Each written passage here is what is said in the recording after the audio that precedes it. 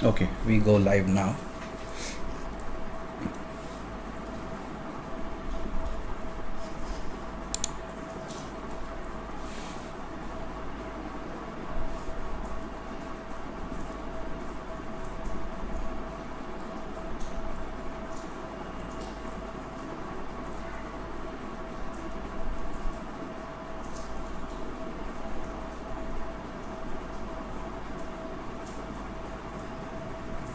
Hi, Nisha ma'am. Hello. You're muted. You muted. Nisha ma'am, you're muted. Hi everyone. Hello Yeah. sir. Hi. Hello. So she's Nisha, a good friend of mine, sir, and she's she's a security engineer at PTM. And we have Arjun Chaudhary sir here, and Dheerj sir, Patil sir, and Vikas ji and Fardeen. We're waiting on Rakshit ji sir, na sir?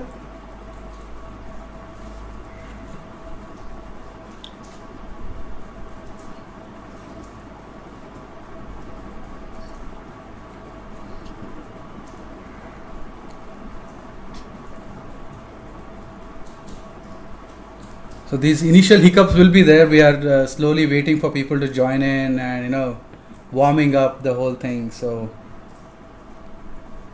Yep.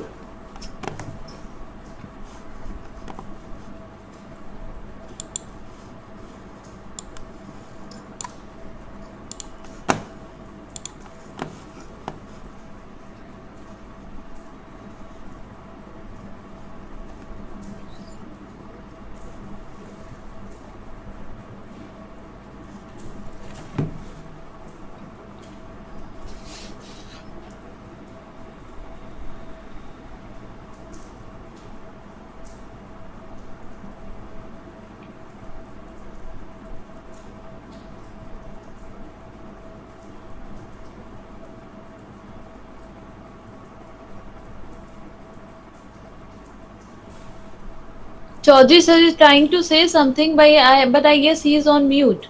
sir, you're saying something, sir? Yes, sir. Shall we start now? Since we are on time, Yes, sir. probably Rakshit Tandon sir would join with his time, probably. So, as our main speaker, Honorable Professor Dheerj Sanghi sir, we may start, sir, I suppose. Thank you.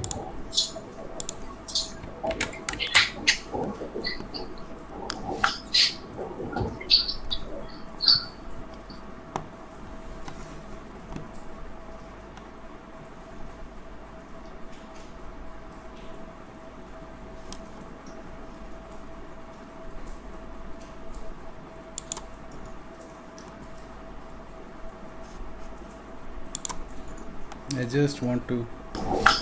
Yeah. Yes, sir. So, welcome everyone to this a fantastic evening where we have all the spectrum of educators, academicians, and decision makers, teachers, professionals who are training other people in this domain of cybersecurity and ethical hacking and all the umbrella terms that come with it. So we are glad to have our esteemed speaker today, Dr. Dheerj Sanghi ji. Sir, I welcome you with all our heart today, and thank you so much, sir. Thank you so much. For the viewers, I want to tell you that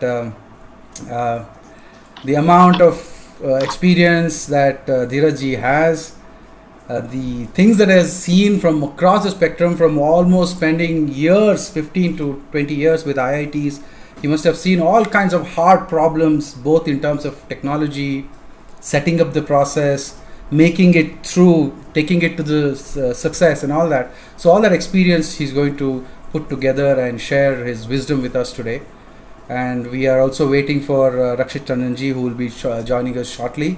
And we also have Nisha ji here, who is a security engineer from PTM. She knows what is happening currently right now. So the contrast that is there between what can be done with the wisdom of these esteemed speakers and what is happening right now with the wisdom of those who are practicing right now, and with Arjun Chaudhary sir, who was actually the deputy director with cybersecurity Center for Cybersecurity with Police University. So he is always at the helm of affairs, where he knows that these are the kinds of threats that are coming in. This is what you need to be prepared for and stuff. And these kind of thing, when these people, such people meet up, then there is always scope for great engagement and discussion, and something that can fountain into amazing things. So with that, sir, I would request Dheerj ji to start his presentation, and if it's so, then I can actually tile up this or pin this one to. Yeah, so I've. Thank you very much. It's a pleasure to be here and talking to all those listening to this webinar. So my role here is to talk about online education particularly, and to what extent it can help us in cybersecurity certification. So online education, is really, the way to define it is educating people anywhere, anytime. They don't have to go to school or college. They don't have to be bothered about timings and so on. So it could be synchronous, right? Now, first of all, I will tell you that this kind of education is not new. There have been distance education programs in the past. Even live distance education, I remember teaching in such a program in 1986, based on satellite television. So this is not new, but of course, internet has given it a huge support. It has made it more easy than what satellite television could ever do. And COVID has pushed us even further into that, because there was no possibility of having a face-to-face class for the last 14-15 months. Now, what we have seen in the last 15 months is two kinds of extremes, and I would like to bridge these two extremes in my next 5 to 10 minutes. So one extreme is essentially saying, look, if we could do this in 15 months, look at the possibilities. Very soon everything is going to go online, and that's it. I mean, the universities are over, the schools are over. I mean, people will just learn from their homes. The other extreme looks at the same data, the same situation, and says, look at how poorly people have been educated in the last 15 months. So it's really a fad. It's going to go away as soon as COVID is over. Okay. And the trend shall never meet. But I think there is something to be said in favor of both these extreme positions. And I'm going to really try and see that what is positive about this, in what direction are we likely to move post-COVID. Now, I would like to differentiate between what people, at least the experts, pedagogy experts, look at as online education versus what has gone on in the last 15 months. So if you look at the literature, it talks about the last 15 months as something called emergency response therapy. So they will not call it online education, the experts. Right? What they are saying is that the pandemic happened. I was told to get ready in a week, 2 weeks time, and some small amount of training was given, some technology was put together, and I was asked to take classes, right? And I, as an honest faculty member who cares for his students, I did something. Some students liked it, some students didn't like it. But frankly, if you really look at what has happened in these 15 months, most of the time, we will use one of these Google Meet or Microsoft Teams or Zoom, and we will use PPTs to teach people, right? And PPTs is not really the best way to teach people. Okay. If you look at the class, face-to-face class, people would argue that I can look into the eyes of the students and make out whether they are following me or not, and they don't have to ask me questions. I can just make out today something wrong. Maybe I need to give another example. Maybe I need to explain this better. Right? It doesn't happen in this so-called emergency response teaching. Right? So therefore, it is bad. Right? Sometimes I can if I'm using a blackboard, somebody asks me a question which is not quite there in my PPT. I can go and write things on the blackboard or whiteboard. Right? So a classroom environment, and also people learn from each other. They talk to each other outside the classroom. That doesn't happen in this online thing. Everybody's sitting at their homes. and true, all those issues are indeed correct. But I think the adaptability to the technology is what I consider as positive. I'm not saying what is gone is what is the future. I think the future is much brighter than that. If we adopt this technology, then tomorrow we can talk about, instruction design that already people are talking about. How do we bring in interaction? How do we bring in this notion of, how do I understand that people are following me or not? Like I said in the classroom, I just look into the eyes and I know, right? So can we give small quizzes, 30-second quizzes once in a while, and then there are ways and means to replicate what the classroom is doing. Evaluation is still a huge problem.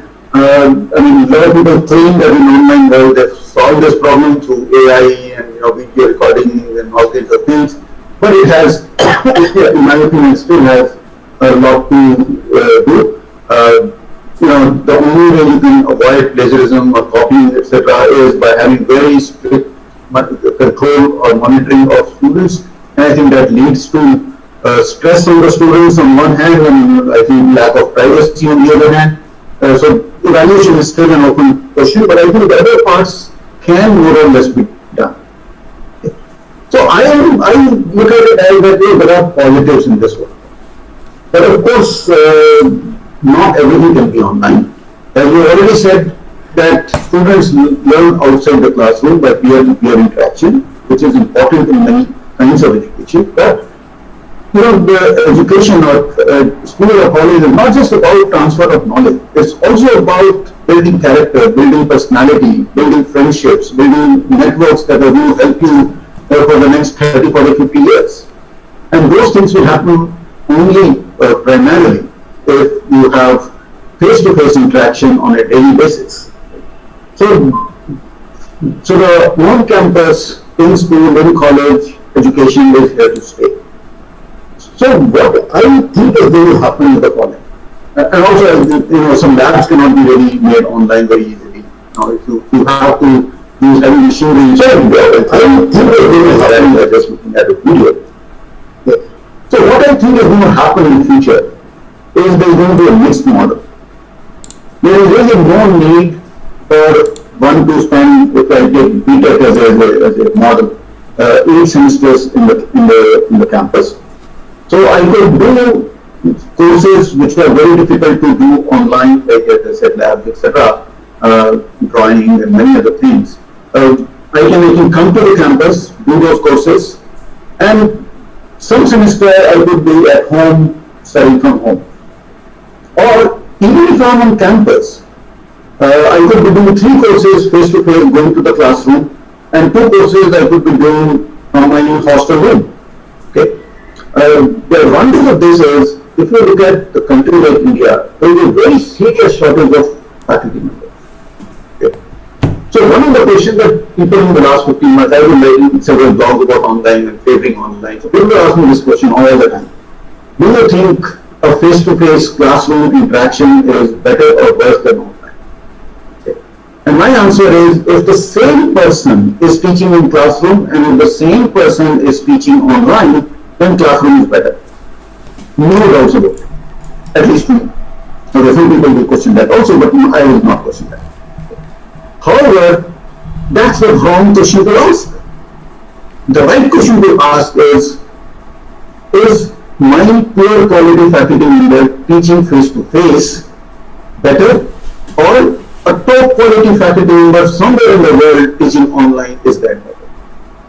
As soon as you start thinking of those possibilities in online, then you will see how it can improve the quality. So the question is not whether X teaching in classroom versus X in online. The question is really X in classroom versus Y in online. And Y is, the best teacher in the world. X is an average or a poor quality teacher in the classroom. Right? And once you make these comparisons, it becomes very obvious that if the content is such that online works for that content, then you must go online. So my feeling is that in days and in months to come, we will see more and more movement towards a mixed mode where a significant part of my degree program is online. In fact, when we look at the US model, in US already in pre-COVID times, so I'm looking at 2019 admissions, 2019 admissions in the undergraduate program, I'm told something like, maybe off by 1 or 2% here and there, but roughly 13 to 14% of the students enrolled in 100% online courses. 100% online courses. You don't go to the campus, right? And another 13-14% enrolled in programs where there was a mix. A significant part of the program was online. So we are talking about already 27-28% in the pre-COVID times doing either fully online or significant online. My guess is that post-COVID, whether it's 22 or 23, you will see 50% of the students in US doing online either partially or fully. And once that happens, then all the companies who are a little bit reluctant right now when they look at online or distance education, these keywords, they will all come back and say, no, this is a good thing. I mean, we should look at students who pass through this point.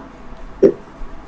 So that is what my take is on this online business. And also, when that happens, there are going to be a lot of interesting business models for universities will come in.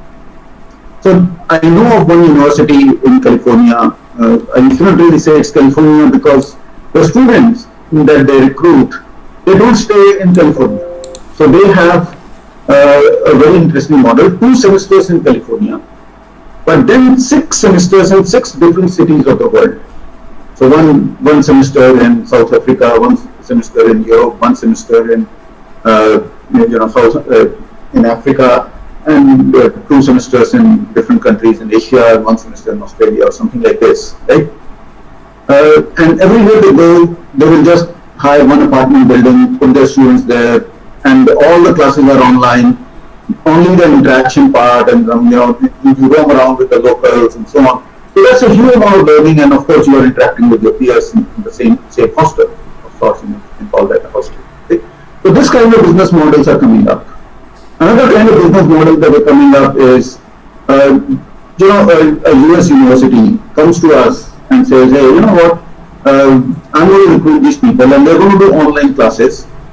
Why don't you allow them to stay on your campus so that they can participate in sports and culture and interact with students and get all the campus feeling and this peer learning and all the other things that we talked about. So all the content will be online, but everything else is offline, and that offline now need not be in a common campus in US, but that offline would be 100 students in Jaipur and 100 students in Manila and 100 students in Tokyo, etc. Right? So of course you don't get to meet all the 5,000 people, you get to meet only these 100 people, but you also get to meet other 2,000 people of that local university where you are being hosted. So that's another implication that I expect will happen sooner or later. This will also lead to unbundling of the universities. Right now universities are everything. I mean, once a student joins in, they are like providing food, they're providing stay, they're providing medical facilities, they're providing transport, they're providing and they're doing all of that. Right? Now if I'm going to be offline some semester, online some semester, some semester I'm doing one course online and so on, I'm going to say, look, I want to pay for the services that I take, the kind of things that are happening in the airline industry. So I think that unbundling is also going to happen. I think the biggest impact of this is really going to happen at the master's education. For undergraduate education, as you already talked about, there is a need for face-to-face interaction, for building relationships, for peer-to-peer learning, and all those kinds of things. So there will be mixed mode is what I'm suggesting. But for masters, I think master's programs are going to be dead in 10 years' time. Okay.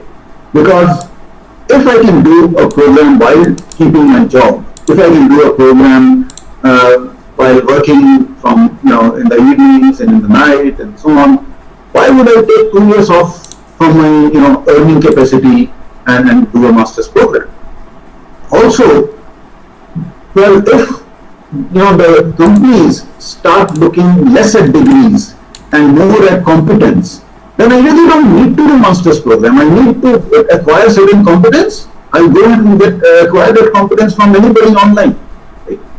So I think master's program are going to be off, and whenever, so for example, I'm working in cybersecurity area, and I see that use of AI is probably going to help in this area. So I say, all right, let me do a course on basic AI, let me do a course on AI applications, let me do another course on AI and cybersecurity.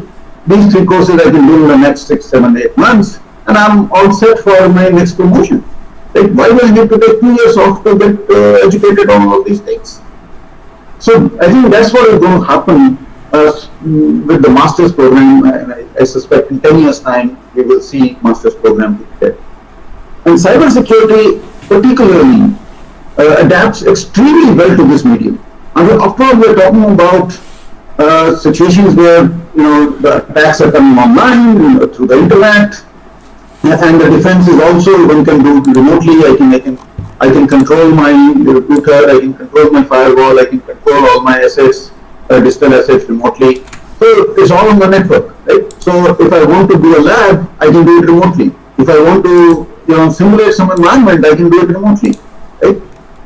So in fact, what we can also do is to provide everybody their own little space on my server, and I can create virtual networks and I can create virtual environments so that everybody can play with the virtual environment without affecting somebody else. So everybody can try things in parallel. So I think the cyber security programs would be amongst the first ones to go online, because it is really very, very easy to explain the concepts as well as to try them out in an actual or realistic, not actual but realistic environment by creating virtual environments on my servers. So I think I've taken my 15 minutes, so I will stop here, but would be very happy to answer any questions.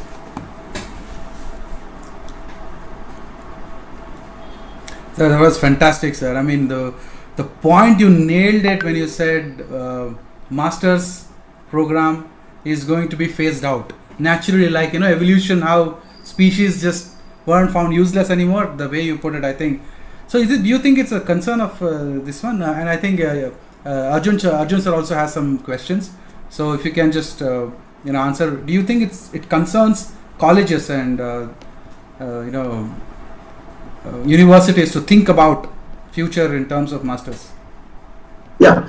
So I think it will be of concern to those who don't plan for these things. Right? It's not that education is being phased out. It's a particular form of education that's being phased out. So as I said, the on-the-job learning will be in a huge demand. So now, what I will need to offer is programs, courses, individual courses, maybe certificate programs that I can offer to working professionals and offer them online.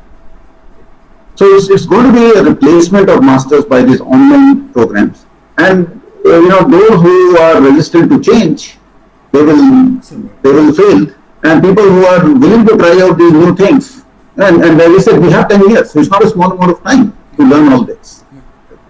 But of course, there will be some reduction, because online has this capability to scale well. So a good university which was offering this MTech program to 100 students can perhaps now take 500 students for the certificate course. So unless my certificate courses demand go up by 5 times, right, somebody has to close. So there will be an increase in demand because it's so easy to do these courses. Whether that increase in demand would be equal to the scalability that online offers, that is still to be seen. If the demand increase is less than the scalability, then some colleges will have to close down and not recover from this MTech loss. So Arjun sir, over to you, sir. You had a lot of questions, I guess. So muted. Unmute. Sir, first of all, would be very thankful to say, sir, you've thrown so much of light on these things, and I have been a regular reader of Professor Sanghi, sir, his blog spot on a regular basis, and yes, as sir mentioned that probably like in the coming years, masters would be phased out since it is a need of hour right now. And sir, what do you think? There are a lot of changes in the curriculum as well. Coming days, like with the inculcation of National Education Policy of 2020, like there are multiple exit or entry points of a particular degree for an individual student or the candidate itself. So would you think like that probably like coming years there won't be requirement of a degree itself, rather than finding a degree useful, like we have a lot of college dropouts like Mark Zuckerberg, or preferably like Steve Jobs, which we had seen in earlier. Like instead of having a degree of 4 years, probably like they will be starting to have some certifications like 8 or 10 certifications based on variety of skills needed to the industry itself. Would you think like what's your take into it, that whether rather than going for the degree, people will start choosing the things which they would like to take part. So say for example, like I'm not good at physics probably, but yes, I'm really good at cybersecurity. But yes, as a curriculum mentioned, that in the initial year you need to have some certain 3D engineering drawings, and some of the particular curriculum is required, so that they should be aware about all the aspects of the a particular engineering stream, or probably is BSc or BS stream. So, sir, I just wanted to know what your takes are into it. Thank you, sir. So my take is that it's going to take a lot more time before people forget about undergraduate education. Uh, See, even from pedagogy and learning point of view, what is very clear, and the reason I said MTech is going to go away is we are saying that after you have done undergrad today, you have 45 to 50 years of working life. Whatever you may have learned in undergrad is going to be obsolete very, very soon, and therefore today the model is that you need to keep learning all the time. And that's the reason I'm saying, instead of a 2-year MTech program, it's going to be every 3-4 years I say, yeah, do course or kar lete. That's the model that's going to give anything new coming in. I'll say, okay, let me do 1 course or 2 courses. Right? And I'm going to keep doing that for 50 years. However, if you look at how adult learning takes place, adult learning does not take place like a small child, which is by repetition, by listening and then repeating that. Adult learning takes place by connecting the dots. What the new learning that I'm getting, how does it relate to my existing learning? That is how I learn new things. I expand my knowledge. Now, if you do only very limited stuff in undergrad, I pass my 12th class and I say, okay, I want to be doing cyber security. Let me just do these 5-6 courses that lead to cyber security. Then 10 years later, when I need to do AI, and somebody says, to really do AI, you need to have a bit of statistics. I say, what is this? Am I going to be able to easily learn statistics at that time? Somebody says, for doing good AI, you also need to learn a little bit of philosophy. Am I going to be able to learn philosophy at that time? So undergraduate education, a broad-based education, gives you the capability to learn for the next 50 years. So therefore, I think people trying to say that, I'm just going to do these 5 courses in 1 semester or 2 semesters and take up a job, that's probably can happen. And we certainly have examples of people who have done that and be successful. But I think those few people whom we always talk about, if we really look at them, they had huge amount of knowledge in the 12th class itself. They are special people. Okay. So to say the first year college dropout made billions, it was not a typical first year dropout from college.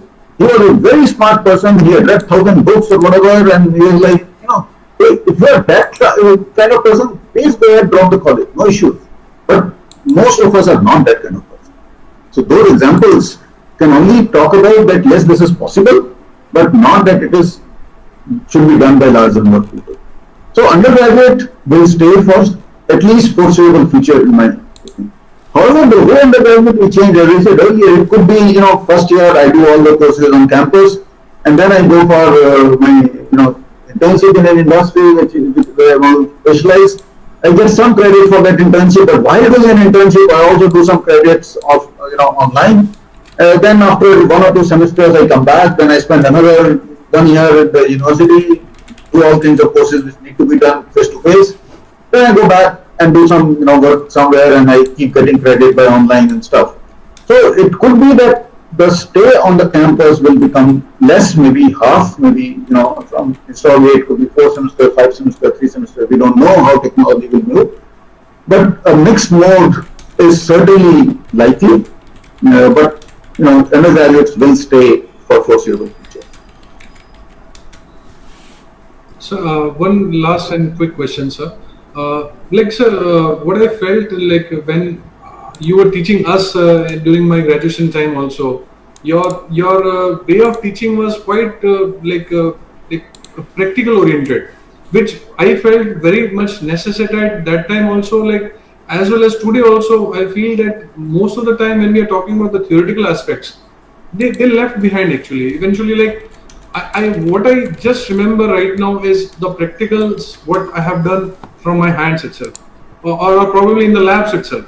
But yes, the theoretical aspects, like probably like any particular algorithms which I haven't implemented, which won't be remember with me all the time. So don't you think so? Like the practicals would be more effective in terms of learning, or imparting the learning to the students, and should be inculcated more into the curriculum, sir? Sure, sure. I think doing is definitely better than just theoretical knowledge. However, some of this doing is possible online is all I'm saying. So, cybersecurity example that I gave, you asked me to configure a router. Whether I configure that router through a PC which is 5 meters away from router, or I configure that router by being 15 kilometers away from the router, so I'm not touching the router anyway, right? I'm using a device which is probably the same room, but a different device. Now, this different device could be anywhere, right? So, as long as, so I think the only small disadvantage is that one, I'm in that lab and the TA is looking at me and the faculty is looking at me. I'm probably scared of kind of saying, okay, let me just copy somebody else's code or somebody else's configuration, so on. When I'm sitting at home and my faculty member says, do this, there is a possibility I may just say, I'm not in the mood to learn today, let me copy somebody else's configuration file. Right? That's the, so if the faculty member or the teaching assistant is careful enough, ask the right kind of questions, monitor me, and so on. So as I said in the beginning of my presentation, like evaluation is a small issue today. It's not a solved problem, right? And unfortunately, a lot of students don't have a motivation to do things themselves unless evaluation is attached. Okay?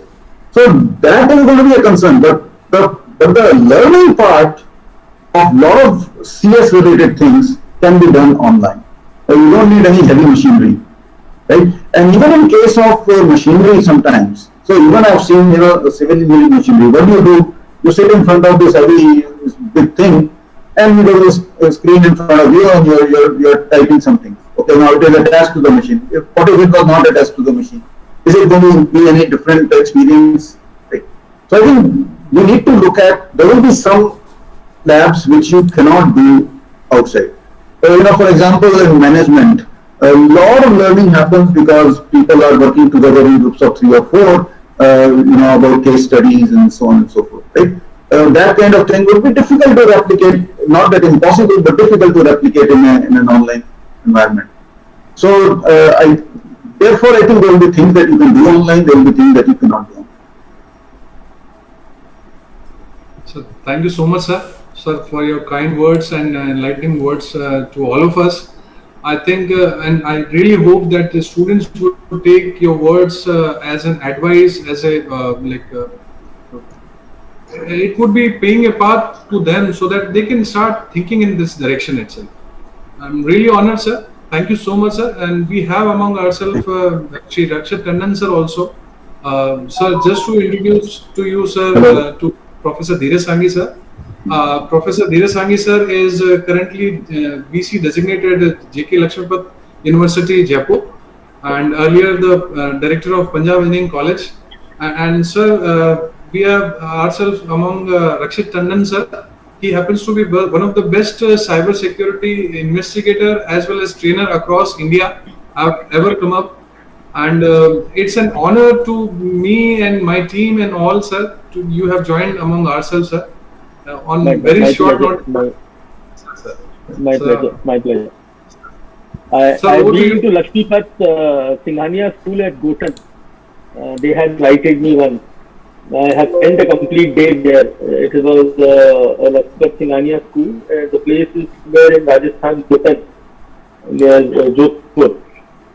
So the pleasure listening to you, sir. You have really highlighted a very important point about virtual education and online education. And I've been in this field for almost 2 decades now. And I've always been positivizing and promoting internet in a positive direction.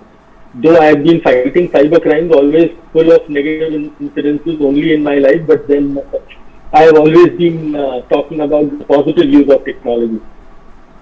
So pleasure listening to you, sir, and an honor meeting you, sir.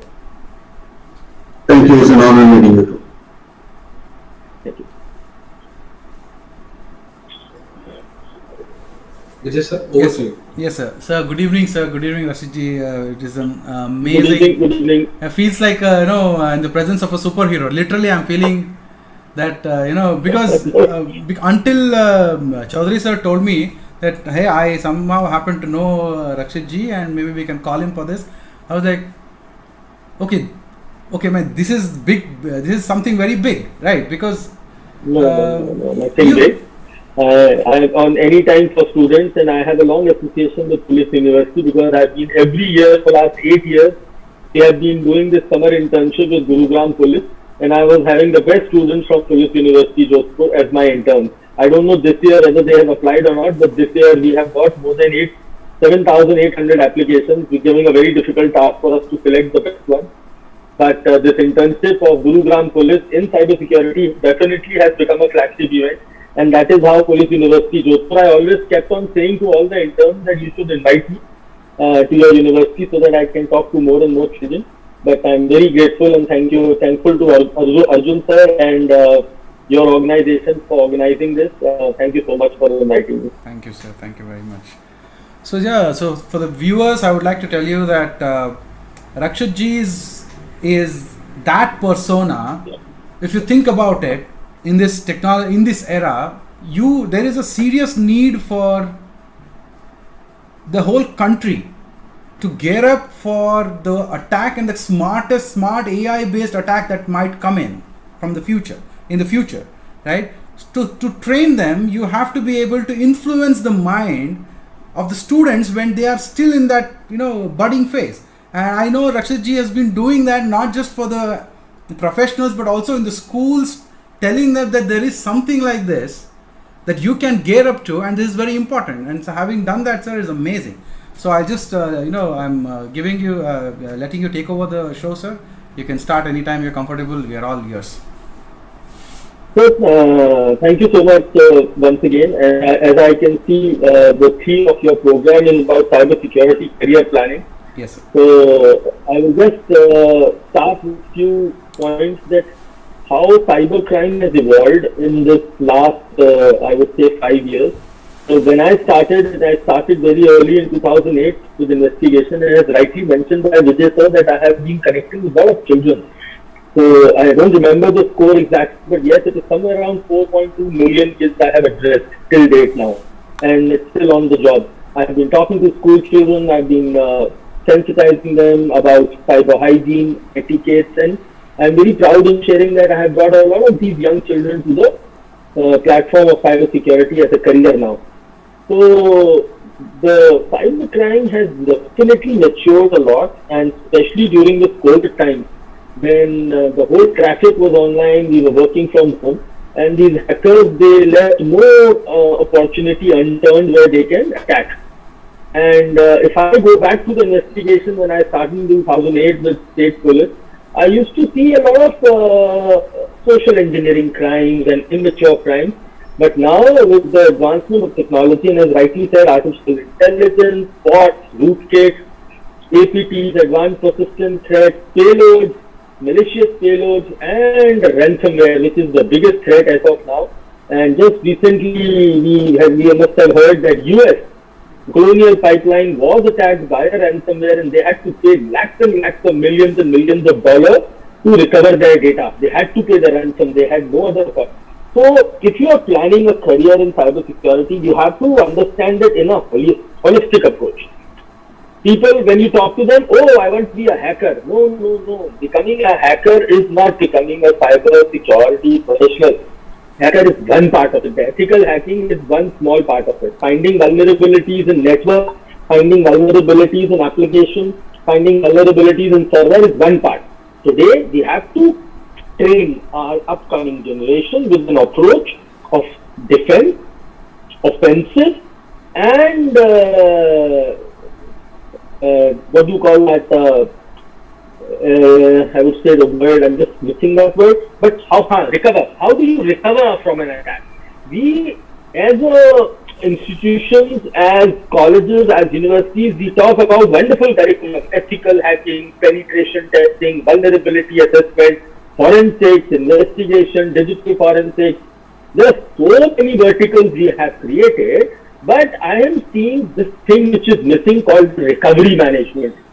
We really need to train, because see, attack, nobody is 100% foolproof. When you look at data breaches, which is becoming very, very rampant these days, so scams are increasing, phishing is becoming sophisticated. So it is not that phishing that I want to open RakshitTandon.com and somebody is taking me to RakshitTandon.com.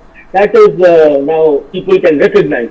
But there are holographic attacks where the spelling is same, RakshitTandon.com, but the font, the letter size and the font of the A is changed. And we are not sitting with a microscope when we are typing websites.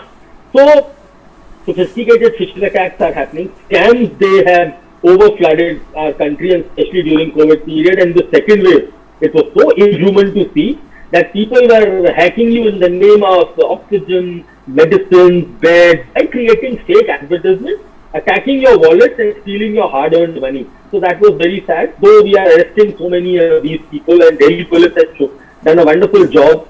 The Delhi Cybercrime Unit has done a wonderful job by arresting these people.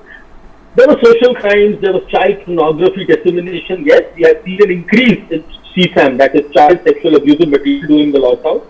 And no need to mention that in April, immediately after the first lockdown, there was a report. The report said that there is a 95% increase in traffic in pornography from India. So when people were sitting idle on their internet, God knows what they were watching and how they were polluting their mind and how this was coming out. Garbage in, garbage out. You are consuming pornography, so you will see crime against women and children increasing. So there were revenge porn, there was sexting, sextortion, all these crimes. But yes, we have seen sophistication by ransomware. Biggest threat of 2020 and 2021. Even Interpol highlighted it. A report of Michael Page said that there is an increase of 600% in cybercrime. India is in the top 4 countries with recording highest cybercrime. Top 4 countries. So all this brings us down to the need of cyber security professionals. And when people talk to me, whether you are commerce, whether you are arts, whether you are BCA, whether you are a BTech, or whether you are electrical engineer or a chemical engineer, or you are a health specialist, cyber security fits in every domain. The knowledge of cyber security is required in every domain. So if somebody is hacking my health records, or somebody is hacking my electric grid system, so it doesn't mean that I will wait for a computer engineer to come and help me out. Or if I'm a management person and I'm running a company, or I'm running a software company, so my software programmers now need to mature themselves with hacking knowledge. I don't want traditional programmers now. Our industry needs secure coders. Our industry needs a programmer who knows what is database hacking and what is front-end and back-end hacking. And if he can find out those vulnerabilities, he can create an application which is secure. So cyber security fits in every career and every model, and that knowledge has to be made, I think, compulsory to every part of education. And then only we can create professionals in these 3 teams, the 3 main core areas: offensive hacking, defensive hacking, and defensive cyber security, and recovery. Even if you are attacked, then you should know how to recover as soon as possible with minimum damage. Now that knowledge is very important. See, I recently, you must have heard, Noida, there is a company called Haldiram, a restaurant. They were attacked by a ransomware. $7.5 lakh was claimed as a ransom, and the systems were down. And so Well, these kind of threats are coming, and the viruses, they don't leave any strain where you can easily decrypt it. Though European Cybercrime Center and other security companies are doing. So cyber security is now decentralized. It is not that my laptop, I have an endpoint security, I have an antivirus, I have a bot remover, I have a malware remover, and so I am secure. So no, it is now decentralized. I am sitting right now here, we are sitting on a Google Cloud. I am connected to a Google Cloud. Somewhere on Google, this data is getting stored and information, the videos and audios are moving out. In the background, I'm using hundreds of applications which are connected to the cloud. So cloud security becomes an important thing. Digital access management is another key area we are focusing on. So talking about the trends in simple words, yes, there are a lot of online scams happening. You have to be very careful how to protect your digital identity. So now today, in layman terms, my digital identity is my email ID and my SIM card. These are the two things. Today, my bank doesn't recognize Rakshit Tandon. My bank recognizes my registered mobile number for every activity. And today, my bank, previously in my bank, there was one door that was called checkbook. But today, I have 100 of doors in my bank. Debit card, net banking, mobile banking, Paytm, Google Pay, UPI, Bheem, PhonePe, Amazon Pay, credit card, so many accesses to my bank. So, protecting your digital identity is very important. And your email account, because with email account, I am connecting to my Twitter, my phone, and I have a verified account on Twitter. Somebody hacks my Twitter and posts that Rakshit Tandon is going to double your Bitcoin within hours, invest in one Bitcoin and take back 2 Bitcoins. I don't know how many people will invest on Rakshit Tandon, and then you understand it is a scam or a fraud. So what is happening is that you have to know how to protect your digital identities, whether it is social media or whether it is your cloud. So I am running an Android phone, my Gmail ID is connected to my Google Cloud. I am running an Apple phone, my Apple ID is connected to my iCloud. So digital identity protection is important. Organizations should know how to protect their digital information and data especially. See, in this coming time, data breaches is again going to be the very serious threat. I don't know, in COVID times, people have been very carelessly sharing their data and information. I know it was a desperate time. We have gone through a very, very rough phase. And hats off to all our health workers and COVID warriors and organizations who have supported and helped us.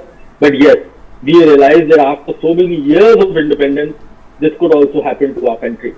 But during this time, I have seen people sharing data and information, whether it was Aadhaar card. Now, Supreme Court came out and said that, listen, Aadhaar card is not compulsory if you want to get a vaccine or you want to have some medicine or a hospital bed. But people in desperate times were sharing such personal information. We have seen some of the worst data breaches recently, whether it was BigBasket, 2 million data hacks, whether it was Domino Pizza data breach, whether it was Dr. Lal Pet data breach. Health data is always considered as critical infrastructure. So every new day we have a new startup coming up with a mobile application. They are launching it and millions of customers are using it. But now who takes the responsibility of the data of the customer? Today, if you open up a website, there is an open source website which will tell you whether your data is breached or not. Now, if you go and check there, you will find that your data is getting breached since 2016 and you are not aware of it. And your passwords and your IP addresses, your locations are published on the dark web. Data is a new gold, it is a new oil, and also it is a very, very important catalyst to the rising cybercrime. Just to give you a case study and you will understand, lockdown was there, people were working from home, and for people working from home, their mobile and their internet was very, very important for them. A lady working in a multinational company receives a call, calling from Airtel. Your SIM card is, KYC is getting expired, your SIM card will be blocked. You need to do your e-KYC. So COVID times and social distancing, we can't call you to the office, so we have to do the e-KYC. Lady, educated lady working in a multinational company said, how can you call, say that you are from Airtel and call me from a private number? Now look at the consequences of data breaches. The gentleman said to the lady, no ma'am, I'm calling from Airtel, let me verify you. You have done 3 recharges in the last 3 months. The recharge amount was X, X, and X. The recharge date was so-and-so, so-and-so, so-and-so. And your mother maiden name is so-and-so. And you have purchased this SIM card and so-and-so from so-and-so place. Now the lady was back. Okay, yes, you are calling from EdTech. Sorry, I'm sorry. Okay, fine. Tell me what should I do? Well, I'm not asking any OTP or personal information. You just have to send one SMS to one-to-one. And who is one-to-one? Our authorized customer care. You have to send this SMS from your mobile and your KYC is done. And your SIM card will be deactivated for some time, so don't get worried. The lady, on the instructions of that person, she sent one SMS to one-to-one. Do you know what was that SMS? Now, I don't know how many of you understand. There is a new technology for phones like Apple and Samsung, where they have only one slot for a SIM card, and that technology is called eSIM, embedded SIM, or we call it the programmable SIM. By sending that SMS, the eSIM of that customer was activated. A QR code was sent to the hacker's email. By scanning that QR code, the number of that lady got activated at the hacker's handset, and now the hacker was the owner of your digital identity, and so the Paytm or the bank or whatever, they only recognize your SIM card. This lady lost 18 lakh rupees from her bank account. In simple words, in criminal words, we call it SIM swapping fraud. But it was detected, it became successful because of data breaches. So I got a call, Mr. Tandon, bole yes, your policy number so and so, bole yes, you paid last premium so and so, bole yes, you paid premium by so and so check, bole yes, you are a eligible person for bonus and you are getting a bonus of 1 CR, but due to the new GST rules, you have to pay 18% GST, then only we will transfer your 1 CR. So you pay 18 lakh rupees to me and your 1 CR will be transferred. So this is what we are facing on day-to-day basis on the ground level. The number of complaints have risen. Government of India is doing initiatives to protect and to create a redressal mechanism which can protect your money. So one of the initiatives is cybercrime.gov.in, the government website, MHA website, and it has a helpline number 155260, which is 24/7 operational. In some states, they have started financial fraud management like Delhi, Uttar Pradesh, Uttarakhand, Rajasthan, Chhattisgarh, and 1-2 names more, and rest are in process. But anyone in the country can open this website and report a cybercrime. So this is the current trend. Talking about how do we plan our career. So I think right from 10th standard, I would say, or 9th standard, we should start teaching children about vulnerability, pen testing, secure coding. We should bring in subjects like this. Already they have been brought in, I know. And mentors and experts like us should come forward. As an initiative in 2013 with Haryana Police, we started the internship program where we train children free of cost. We bring the best mentors from the country to join us. And there have been companies like Google, Paytm who have been supporting our initiatives, and other cybersecurity companies like SafeHouse and SSGs who have been supporting our initiatives. And what we do is, we create this platform where I bring in the best experts across the country in every field. So see, in cybersecurity, you have to know cryptocurrencies, you have to know encryption, decryption, you have to know blockchain, you have to know AI, deep machine learning, and you have to know VAPT, you have to know network penetration and network sanitization, you have to know SOC, security operations. And there are so many interesting subjects which makes you a good cyber security professional. So what we do in this internship, we bring in these best mentors and experts and get them trained, give them the right guidance. And I also understand that a lot of universities have started programs. And I think one thing which I would like to mention here is that we in this lockdown have created a virtual lab for students where they can come and practice their hacking skills. And it will give them, by the help of AI, it will give them a rating also. So whatever cases I have seen, it's been a long time that I have been working, and I'm honored and privileged to work with organizations like CBI, NIA, and ED, Enforcement Directorate, Cybercrime Units of State Police, Crime Branch. I have done solved murder cases. I have solved all kind of cases I have seen where digital footprint becomes an expert, and that is what my expertise is: digital footprint tracking. So with that all experience I have got from organization, industry, and police, I have got and put it in this lab where my students and my children can come in and do hands-on. So they're not touching anybody's computer; they're all working on a virtual simulated environment, and they're polishing their skills and they are practicing their skills. So these are some of the things which I am contributing to. I don't know how much time do I have to speak, but then if I take my time, I'm open for questions if you have any. And once again, I'm thankful to all of you who have invited me to this platform. So yes, any questions for me? Vijay sir or Arjun sir, if you have any questions for me. Arjun sir, would you like to ask the question? So first of all, really thankful, sir. And it was actually an enlightening session, sir. Eventually, like being in cybersecurity, even on a regular basis, if I hear you on various platforms, there is always a new thing to learn from your side. That there is no doubt, like there is a repetition of the things itself, sir. So first of all, sir, heartiest thankful to you, sir, to be the part of this platform for the first time.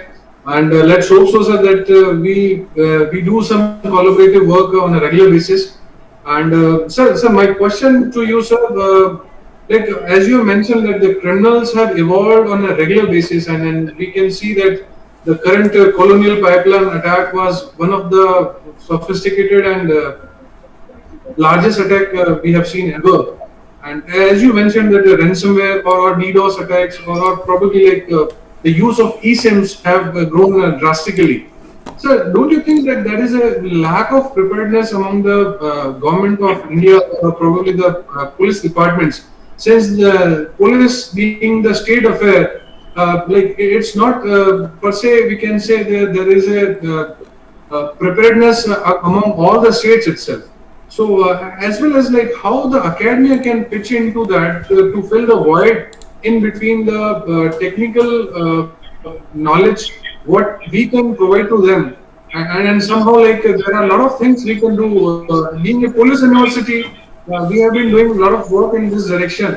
But yes, since we are just 8 years old university, and since you know that a university takes at least like 20 years or 25 years down the line to be a established university or a brand and value among the common public itself.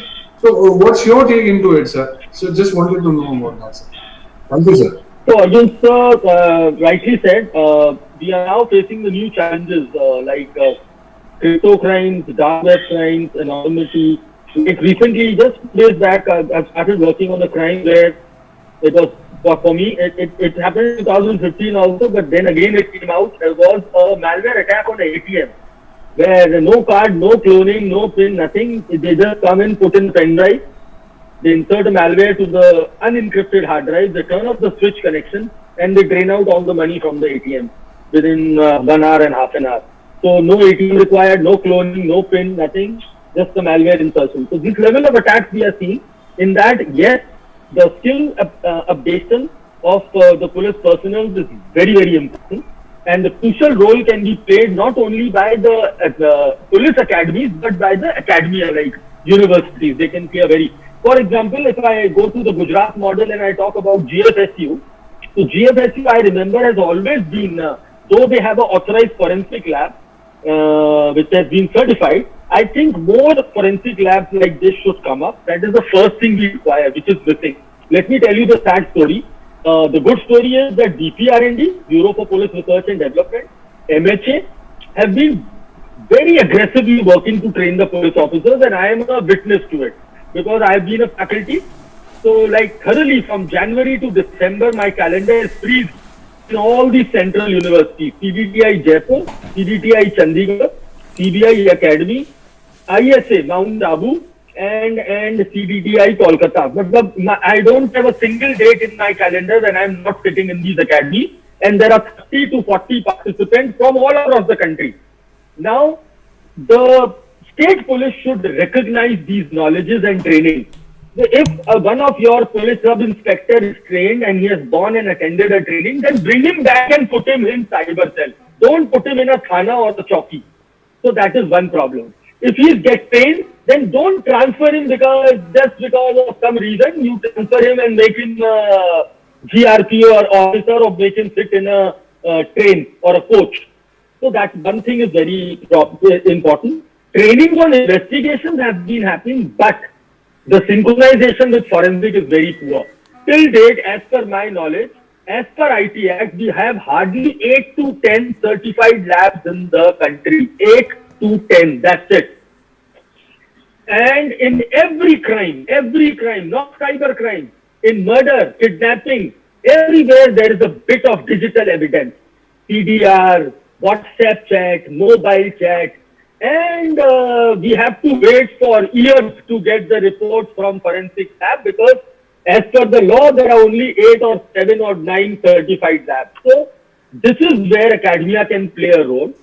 Develop a lab, get it certified, and then in parallel with your state police, you run programs, train them, and you also help them to solve those cases.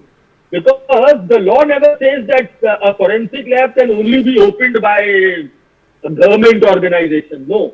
You should have those those values and what you call compliances, and then you take a certification. Like Gujarat Forensic Lab was certified, right? CFSL was certified, military lab was certified. So we have, I think, I don't know Rajasthan if we have any as of now, but in my notice, we have 2 in Delhi. One is Gujarat, Gandhinagar, then one is your military, then one is your Hyderabad, CFSL. So try and understand, today investigation is being trained. Everybody knows how to track the footprint, trace the IP address, get the suspect. But now to prove the crime in the court of law, you need a lot of forensic evidence, digital, and that is an expertise field. You can't expect my constable, ASI or inspector to become a certified BTech engineer or a forensic expert. So that has to be coming from the academia. You create those forensic. And every state, I remember RPA, Rajasthan Police Academy, has also hired forensic consultants. And this was given under the CCPW scheme, the Cybercrime Prevention for Women and Children. They were ready to pay 1 lakh rupee salary. That every state police should hire forensic consultants. But where will they work? You need a forensic lab for that. Yes, so I sir. think that is where your academia can play a very important role. Trainings are happening. Police is getting trained now. CDR, IPDR, handling YouTube, Twitter, they are getting to understand. They are catching these jamtaras and vivat and phishing and wishing. But yes, we have to upgrade their resources, which is also a very important thing. So not only training will help, but you have to give them resources to solve cybercrime. So, one quick question, sir. Like you mentioned Jamtara, sir. So these people, what we are seeing, like even in the Rajasthan, like you can say northern parts of the Rajasthan, like Bharatpur, Dholpur, people are actually these kind of activities on a regular basis. And then these people are this is the bread and butter of those people actually. Like probably like they'll be arrested for a crime or so for a day or so. They'll go for the jail also, but somehow they'll be bailed out also. But yes, what is the permanent solution out of that so that the people who are duping other people on a regular basis, we can see the reports of RBI that these people have been duping probably like thousands or lakhs of the crores of rupees from Indian citizens across India itself. And you know, we have seen like there are people in the Gurgaon, Noida, where they have started doing the fake BPO channels itself. And they are now probably duping the US customers, posing as IRS officers across the country itself.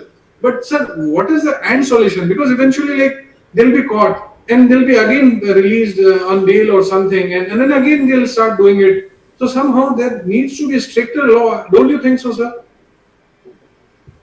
So I'll quickly summarize this. Yes, we need strong laws. Today I hack a computer. As per IT, the punishment is 3 years, and 3 years is payable from the lower court. So I need stricter punishment, number one. Number two, I need the responsibility of stakeholder to be defined very clearly. All these crimes are happening because there is no proper KYC at the bank level or at the payment gateway level and at the SIM card level. So these two backbones of our internet, telecom and finance, they need to strengthen their rules and strengthen the punishment for non-KYC. I go to withdraw money, I will only withdraw 20,000 as per limit. But when the hacker hacks my account, he can withdraw 2 lakh rupees. This is not, there is a problem. Number 2, I go to buy a SIM card, I have 3 rounds of verification, 3 rounds. And when we are catching these Jamtara, they have 700 SIM cards in their bag. How are they getting the SIM card? So this is second thing. Third thing, very important, which is not technical solution, but I think is to create good employment. To create good employment for these people. The crime you mentioned about these fake call centers which are cheating foreign people, they are cheating Indian people also. They are getting 25,000 rupees salary. And most of them, when they are arrested, they don't even know they are doing something wrong. And they are bringing in those children from various parts of the country where they have good English accent, they speak good English, and they are giving them very good meals, they are giving them taxi services and a very good salary. So where are we blinded? In a big city, how can they open such a call center, employ 300 people, and we are blinded, don't even know what they are doing. So yes, strengthening laws, and companies should also now, and they have become, let me tell you, Arjun sir, this COVID period has taught the companies to be proactive now, a little proactive. And I will say that percentage in cyber security has increased. वो डर आ गया. I am very happy. मतलब COVID was bad, but ये एक अच्छी चीज हुई cyber security में. वरना हिंदुस्तान में जब हमारे यहाँ चोरी हो जाती है, तब हम कैमरा लगवाते हैं. So when some fire takes place, then I go for fire fighting equipment. So same was for cyber security. But yes, now companies have started being a little proactive. They are getting their BAPT done, network audit done on a serious level because they have gone through the consequences. So I think creating good employment, making strong laws, and these two key holders, one is the financial body, and second, like for example, SBI, what have they introduced? Even when you take out money from an ATM, a second level authentication is important. So if you are taking more than 5,000 withdrawal, they will send you a registered OTP, then only the money will come out. Right, sir. So some mechanism we should learn from our mistakes. We are not learning from our mistakes. Today, every day people are cheated with QR code, link, Paytm wallet, UPI wallet. So these companies should come out with their cybersecurity team. They should stop virtual numbers. Now, virtual number has become a threat. We should have zero tolerance to virtual numbers on any platform. So nobody can use a VoIP number on WhatsApp, Telegram, Paytm, PhonePe, anything like this. Right. Something like, we call it the IDS or something. So good cybersecurity framework and policy can help. But yes, these two pillars have to take the... Yes. Sir, Vijay sir, do you have any queries, sir? Yes, sir. Yes, sir. Sir, that was fantastic. I was completely lost listening to you. So much of information. I was enjoying it. Really fantastic. So, with so much of experience, I want to ask a very naive question. Okay, I would like to put you in the situation where you are a recruiter. You have a company. You are now, let's say, starting a startup to create a system. What kind of a skill set would you look in an amateur? Just degrees, just the capabilities. What would you assess in them when you want to take a person or to train them or hire them, whichever way? What are the signs that you will look for? So, to be a very good hacker, you have to think like a criminal. That is what I say always. So, it's the same skill set we look in a programmer or a developer, where whatever simple program you either code or you run, you always try to get into the background of that program, that kind of inquisitive knowledge level you have. So that makes it very easier for us to train him. And then cybersecurity is more about passion. And so people, they call me expert. I feel very embarrassed when they call me, but I say, yes, I'm an 18-year-old student in cybersecurity. So rather than calling me an expert, because every day there is a new threat coming up, and you should be very open and ready to learn. And you should have a very humble attitude and towards your education and knowledge. So we look at that passion skill basically, and we look at that breaking and creative skill also. And so that we can give them some live exercises to work on. Also, we look for a social engineering skill set. Okay, I'm just giving you Vijay sir number. give me 150 information about him through open source intelligence. I'm just doing Vijay sir's number and give me 150 crucial information and in less, how minimum time. So say for 15 seconds, 20 seconds. So that level of knowledge or playing with internet is very important skill set which we look at, and that we always seen the results are very good. But now thanks to so many mentors who have created those platforms like Bug Bounty, Hall of Fame, and that is also making it very easy for people like you. So suppose I come with my resume, and in my resume there are 100 Hall of Fame. That means I have found 100 vulnerabilities in the top 100 websites. So you understand that what kind of a skill I have now. So these are some factors and points which we look at now. And but let me tell you my experience with children. We have the best brain of our country. They just need the right direction and the right mentorship. I have been amazed with the brains I'm working with, especially at school level and college level. I have got the best of the interns in my Gurugram police or whether Hyderabad police, wherever we have done internships. And the best part is they are making the country proud. So they are doing a wonderful job, working with big MNCs as on date, or with the government of India, or with their own startups as well. Fantastic, sir. So one more question, it just came out while you were answering, and I think this is something which I've always wanted to ask, and no better person to ask than you, sir. And this answer, I think, is not just for me, it's all for everyone out there. I believe that acquiring the knowledge of breaking something as critical as cyber systems, that is it's a niche area. I mean, once you have that, you are always pulled to the dark side. So what would be your message be to the students who at some point of time get in the situation that they now know they're invincible, but what do you want to tell them not to do so that they go into the dark side and become black hat hackers? So from day one, when I started, that was the first which I was, and the first thing which came to me was the ethics. Like as a doctor, when you become a doctor, you are given some code of ethics in medical fraternity.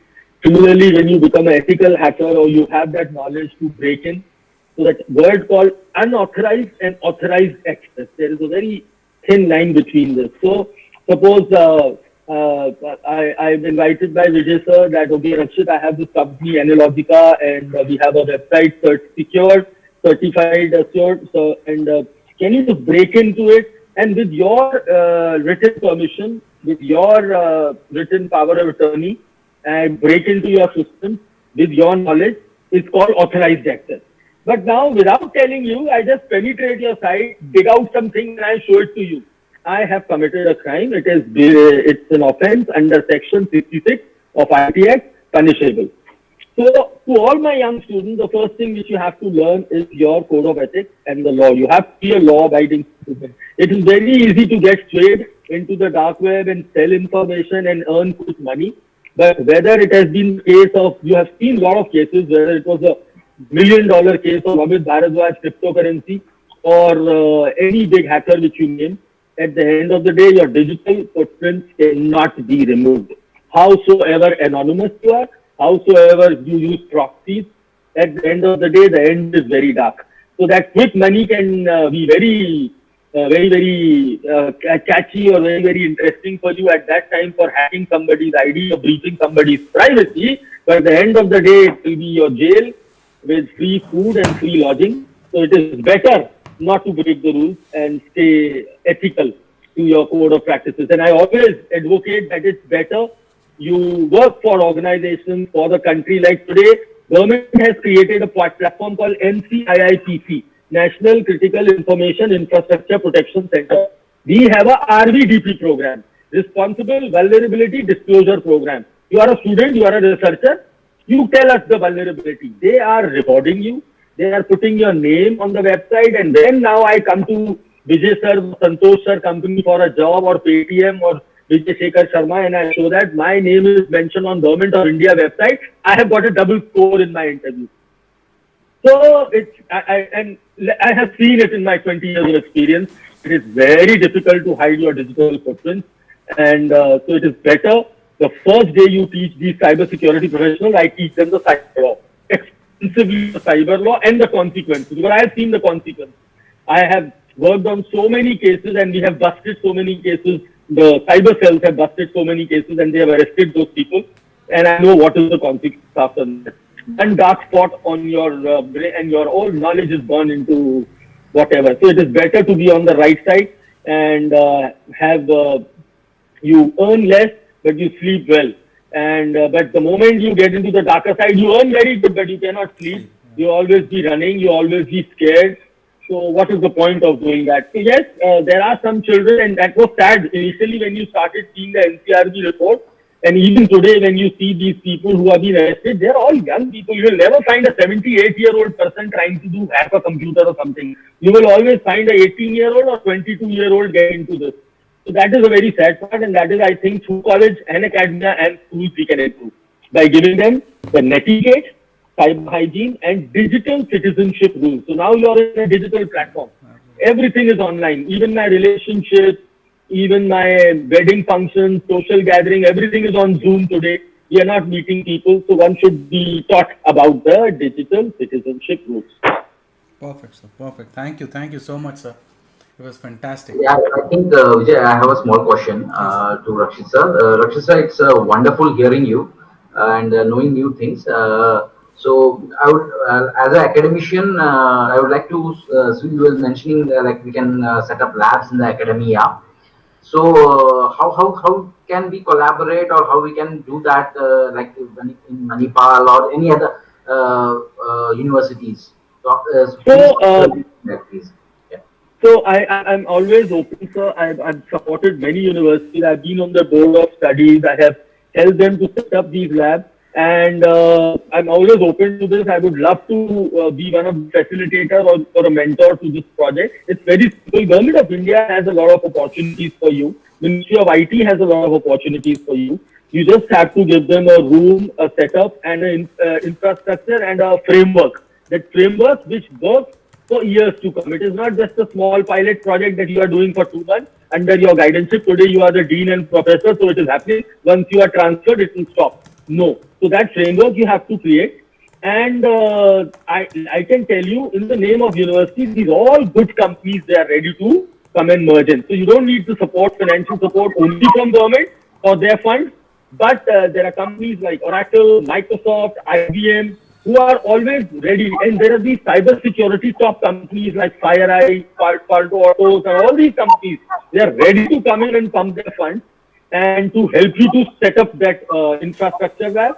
And then once this lab is created, from first year to fourth year, every year the students are getting rotated and they are coming in and they are becoming research. So there is so much to research on. Like recently you must have seen IIT Roper has come out with a face buster to detect fake people in the virtual meeting. They did research. They created this artificial intelligence product. There's so many things to research. Especially if you talk to me as a police, I would say that I want students who can help me work on dark web crimes and cryptocurrency crimes. So there are these new wonderful areas where you can get research done by these children.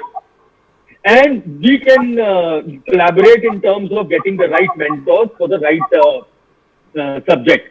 So for network, you can have the best expert and you can create a kind of advisory. And with private and public partnership, we can create this research center. Coming to labs, I know companies, their products are very expensive when it comes to forensics. So they start in lakhs of rupees. So that funding you have to manage to create a forensic lab. But for that, you have to first incubate that brain also in your organization, which can stand and take care of that lab which you are creating. So I'll be open to this, and I can share my contact details. You can get in touch. I'm easily available. It's not that I'm not reachable at all. So you can just connect with me, and I would love to collaborate and guide you on this initiative. It would be a wonderful initiative, and we should take it up now. It's high time, and academias are the one who can bring this change now. We cannot wait and sit and ask for the government to break policies or something. Government has created infrastructure. They are giving you funding. We have so much of funds in Digital India. We have so much of funds in Startup India. We have so much of funds in AICT. We have so much of funds with, what is that? National Skill something. So there are so many areas where we can pull in funds, but the point is to put the right people and create the right product, and that is what the academia will do. Sure, so that's really honor to hear you, and we have some collaborations abroad as well. And we'll look into collaborate, and we'll get in touch with you. And thanks. Do connect with me, sir. Thank you so much. Perfect. Right, Arjun sir, thank you. Yes, sir. Nisha, Thank you so much. much. Thank It's you an so honor, much. sir. And I've taken a lot of time. you have enlightened us with all these details. Further, we'll be actually pushing you towards like setting up something so that under your leadership, under your guidance, we can again start working in this area. Since we are again from the same fraternity, and I would request, sir, please do visit us anytime, sir. After the COVID. So that the things get normal, yes, definitely. Once the things are normal. Otherwise, online I'm always available. You can call me anytime. Right, sir. Thank you so much. Thank you so much. For your time and everything, sir. Thank you, sir. Thank you so much. Thank you, sir. Okay, so viewers, our next speaker, before I announce her, I am really so happy that the amount of information that was shared by Rakshit, it was fantastic. So much to think about, so much to write about, so much to ponder about. I hope you've gotten the summary of it and absorbed it and use it to the best of the effort. Every information that he shared, emails and his website and everything will be shared with you, with all of you. Don't worry about that. All right. So our next speaker is Nisha Kumari ji, and she is a security engineer at Paytm, and she is right now at the helm of affairs. I mean, if we were to talk about Paytm, then that is most critical space where transactions are happening. So let's listen from the expert who's dealing with this stuff every day. And the questions, ma'am, welcome to our webinar here, and everyone would be gearing to learn from you. How did you make it, and what are the skills required? Over to you. I leave the floor for you to take over. Thank you, Vijay sir. It's been privileged to listen to Dheerj sir and Rakshit Tandon sir. So there are lots of things that they have told about. One is that post-graduation, Dheerj sir was talking about that is going to phase out in future. I'm also a postgraduate. I did my post-graduation from Information Security Branch, BIT Mesra. So I would agree with his point that it is going to phase out in future, because technology is evolving every day. Every day there is new technology, new things are coming, and what you learn at college, you do not use in you can say in industry, and after 2-3 years there is something new, again something new. Dheerj sir was also talking about to keep updated, keep learning. So anyone who is trying to have their career in security, they are trying to learn about security, or they want to pursue something in security, they need to gear themselves up that they will have to be updated. They'll have to read for their entire lifetime, because every day there will be new vulnerability, there will be new technology, there will be new risks, new areas, new discovery. Again coming, there is cloud now, there is AI, then there is going to be more and more things. With that, there is coming lots of vulnerabilities, lots of risk, lots of threats. So you'll have to study. If you're planning your career in cybersecurity, make your mind up that after you don't have to think that okay, I'll get a job and then it's fine, I'll be doing my job. No, you'll have to study. You'll have to be updated. That's the first thing I'd like to tell to the students, whoever from college or whatever area they are planning to switch to security. Keep yourself updated with everything, with threats, with new technology and everything that is there in the industry. So that is the first point I'd like to mention. And Rakshit sir rightly mentioned one thing, that is cybersecurity is not all about hackers. It's not all about hacking. There is one aspect of it, that is hacking. You can talk about that the hackers are there, they're hacking. So what I see, students every day now in college, or if you talk to anybody, even in LinkedIn also I get requests, and they just reach out to me saying that I have hacked 2-3 sites, I have got some bug bounty, and I know hacking. So it's all about hacking. I want to pursue my career in security because I know hacking. I have hacked 2 3 sites, or I have done some social engineering, any something like that. So no, it's not going to be like that. So cybersecurity is much more than that. So I have prepared few things, few profiles that we have in the industry. I'd like to talk about that. In cybersecurity, you have different profiles. Like if you talk about hacking, there are three types of main hackers. That is white, gray, and black. When I say black hat hackers, they are the people that hack the system for malicious purpose. They do it for themselves.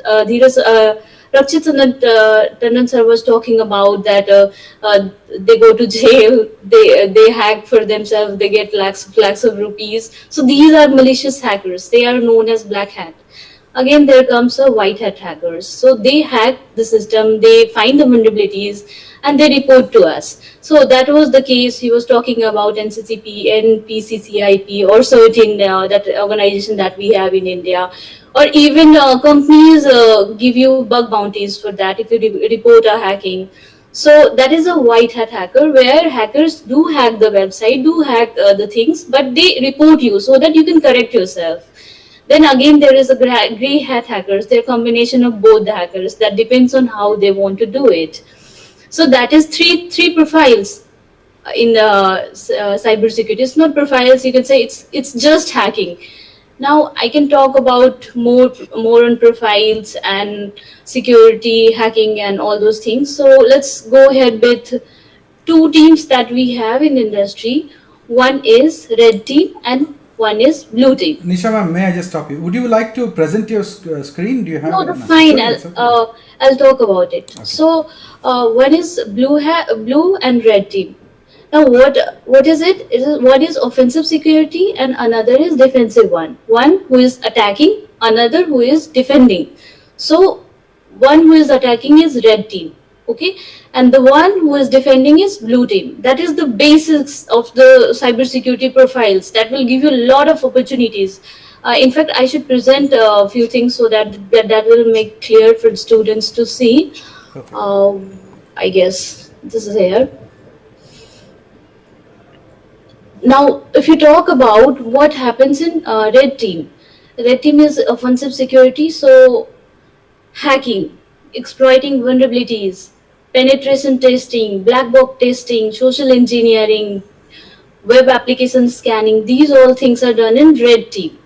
There are so many profiles in red team that you can pursue as your career, that are you can say source code reviewer, web application tester, mobile application testers. Rakshit Tandon sir was talking about, you need secure coding practices. So these are the profiles where you can pursue career as a security analyst or security engineer, where you will be coding, but you will be coding with secure code. So that is a single profile. It is not hacking, it is not getting into something, it is just coding, but it is secure coding and it is a security profile. Again, we have testing profile, that is pen testing one, for mobile testing, web testing, again vulnerability analyst.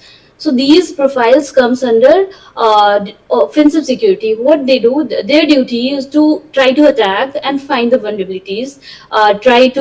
So it's like, more into attacking thing. So I can tell you more about these profiles in details, but we don't have much time. So I'll talk about some profiles that we have in defensive security. So now we are attacking, somebody is trying to defend it. So for defending, you have profiles like SOC analyst. SOC is a part of cybersecurity which is known as Security Operations Center, where monitoring is done, where few people are sitting and monitoring the entire system logs and just taking that somebody is trying to attack. If they are trying to attack, they are protecting it, they are defending it. They are reporting it. There are incident management profiles. There are CISO profile. There are threat analysts who try to analyze what are coming, what are types of attack, how to protect themselves. So students and whoever want to be in this area, just identify the type of work you would like to do, because These are different things, and you cannot club all this together and just sit and learn at your college. These a single profile takes a lot of time to learn. So my advice to everybody would be that just learn what you want to do at your college level, at your school level, wherever you are. Just identify, you want to be part of blue team or you want to be part of red team. You like to attack or you like to defend. That is just a single thing you should consider before getting into learning cybersecurity things, because if you try to learn everything, you will end up learning nothing. You'll know just a few profiles, you know something from coding, you will know something from attacking or hacking, but you won't be able to, you will make it, but it won't be, lasting forever, or you won't enjoy it. So I'll suggest everyone, just first of all sit down, take some time and identify that what you want to do. Do you like hacking? Do you want to protect it? Do you like to defend? Or there is one more profile which is forensic. After attack has happened and something has happened, there is a profile where forensics is done, and people used to analyze and see what has happened, what were the evidences, what can be present to court, and like things like that. So that is also a profile if you want to be part of forensics. And again, there is also another profile that I can say, which is cyber law. That is more related to this forensic and cyber crime and cyber cell. So just identify. Then again, this is bug bounty, which is a gray hacker. That is, I talked about that black hat and gray hat hackers do the bug bounty programs, and they get paid money from the companies or uh, uh, government organizations also for their work. So this profile is also good, but I believe it can give you lots of money if you're a good bug bounty hunter. Google pays you lakhs of rupees for finding vulnerabilities in their websites. So identify first. And another thing is cyber forensic. I told audits. There is one area which is or known as cybersecurity audits, and there are cybersecurity profiles which is known as auditor, and people are getting paid good money for doing this auditing thing, because in India and even in foreign there are lots of uh, standards, lots of compliance things, like in payment card industry there is PCI DSS. In India we have RBI audit. So to comply with the audit, they need some people, they need some employees who will do the internal audit, get themselves to a standard, their security posture, and then they can comply with the auditors. So that is also a good profile. If you want to be auditor, you like to just audit. This is just like, you have heard of that financial audits. You must have heard about other kinds of audits. So it is also a good area, and there are lots of opportunities. There are lots of big four companies who hire these people. So for that you'll have to read about a lot about this called uh, uh, policies that we have in India. We have a data privacy policy, PCI DSS. Then again, Rakshit and the Tandon sir was talking about health data. So HIPAA, that is in US, they have that standard. GDPR for the European data. So you'll have to read about all these things. Now, if you talk about the profiles and everything, I have talked about 3, 4, 5 types of areas where you can learn and you can get a job, and you can identify and then start learning.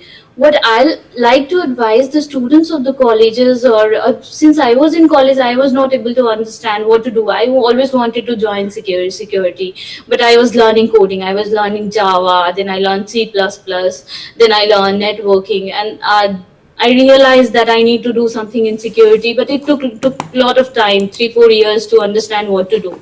So my advice to every student in the college would be, just learn the basic of operating system, learn the networking, learn scripting, learn more about the things that you're learning in the college. And then if you want to pursue a career in security, just identify and then start learning in that area. There are lots of platforms in the Google that will give you that will teach you security, that will tell you that okay, we are teaching security, we are in cyber security. But for that you need to be particular about the areas, because there is profiles like, you say threat hunting, forensics, you talk about audits. These are different. Hacking, penetration testing, vulnerability assessment. There are lots of profiles, and every profile has lot to learn. A single profile, and what I see today, that students who come from college, they join the company, and they say, oh, I have learned security, I have done so many courses, I have done this, I know hacking, I know these things. But if you talk to them, they are not aware of the basics. They are not aware of what they are doing. They have learned few steps, and just they are hacking the system. They are gaining access to some sites or some unauthorized things, and they are happy about it. Take some time, identify the areas that you want to learn, identify the courses that you have to do, and then learn, then go ahead with this career or this profile and whatever you want to pursue. I think Vijay sir has planned something for everybody to learn for something for 6 months, I guess, right, sir? It's a boot camp for 7 days to start off with, and after that we have a lot of other certifications, and with collaboration with industry experts, we've come together. Even you've seen this one. We would love for you to talk about it, like how you found it and how. So yeah, so what I'll say that he is also planning a good security courses, and you can learn it. Now there is one more area which is gaining lots of popularity, that is cloud and cloud security, since our all the data centers and everything is migrating to cloud. So there is one more aspect which I forgot to mention in my PPT, that is cloud security. If you want to be part of it, first learn what is cloud, how it is working. Before securing anything, you need to understand that what you are securing, what is it that you are trying to protect, what it is that you are trying to attack. And just if you learn few steps, and this is what I have attacked, and then I have gained access and I can do this thing. But what is it, why are you doing it, what will you get out of it? So just learn the basics. I guess there are lots of courses, and if you want, I can share a few online free certifications and free courses where you can, learn things like I have prepared it. Like, these are offline one. I guess I'll share it later with Vijay sir for you Perfect. to just learn it from all free courses. But my advice to each and every student in college would be, identify first what is it that you want to do. Don't go for lots of things. Don't go for just learning hacking or learning just cloud or learning all the things and then saying that I know security. Don't do that. Learn operating system, learn networks, learn data center. What is it in data center? Learn what is data. Learn the basics first. Learn what is cloud. Before securing cloud, you need to understand what is cloud. So that is what I'll advise to everyone. There is lots of opportunities in India in the industry, as India is a great place. We have lots of companies, but there is less number of people in cybersecurity we have right now. So industry needs people like you. Industry actually looking at, they want security people. So get certified, learn something, and join security wall. It's good. But again, I'll say one more thing. You'll have to be updated for entire life. If you want to pursue career in this field, you'll have to read for your entire life. You'll have to be updated. You cannot just like government jobs, you join the job and now you are done with it. No, that is not going to work in this area. You'll have to be updated. That is what you will have to be prepared if you want to pursue a career in this field. Perfect. Very nicely put, ma'am. Thank you so much. I would like to ask anyone else who has a question from the audience. If the audience has any question for Nisha ma'am here, you can let me know. Anyway, we will take the question later and we'll forward it to you, ma'am. So thank you so much for that insight. And we will get in touch with you, ma'am. Again, we would require your support and all that, knowledge that you've acquired to position yourself, and the way you're moving ahead with all the research that you will be doing in future. We would be glad to be associated with you along our path, ma'am. Thank you so much. Thank you. Thank you. Yes. Thank you, So sir. viewers, I would like to now invite our next speaker, Dr. Santosh Patel ji, and he will just give us an insight into the idea of internalization of uh, education itself as a India as a platform, right? What can India give as a, across the world? What kind of thing? Because he is into that day in and day out. So we would love to hear from you, sir. Thank you, sir. Please welcome, and over to you, sir. So it's muted. Could you just unmute yourself, please? Yeah, well, thank you for that. That's Thank you. wonderful. Because this is a new normal, so we are like have to get acquainted with these things. And there were three very nicely presented lectures or talks, I can say. And with that, I also have got a huge insight. So, with as an academician, I would like to take a help of presentation. So I hope it's fine. And I will be talking. And thank you, Vijay and SPUP to collaborate with Manipal University Jaipur, and we three can make the difference which is required in the present day.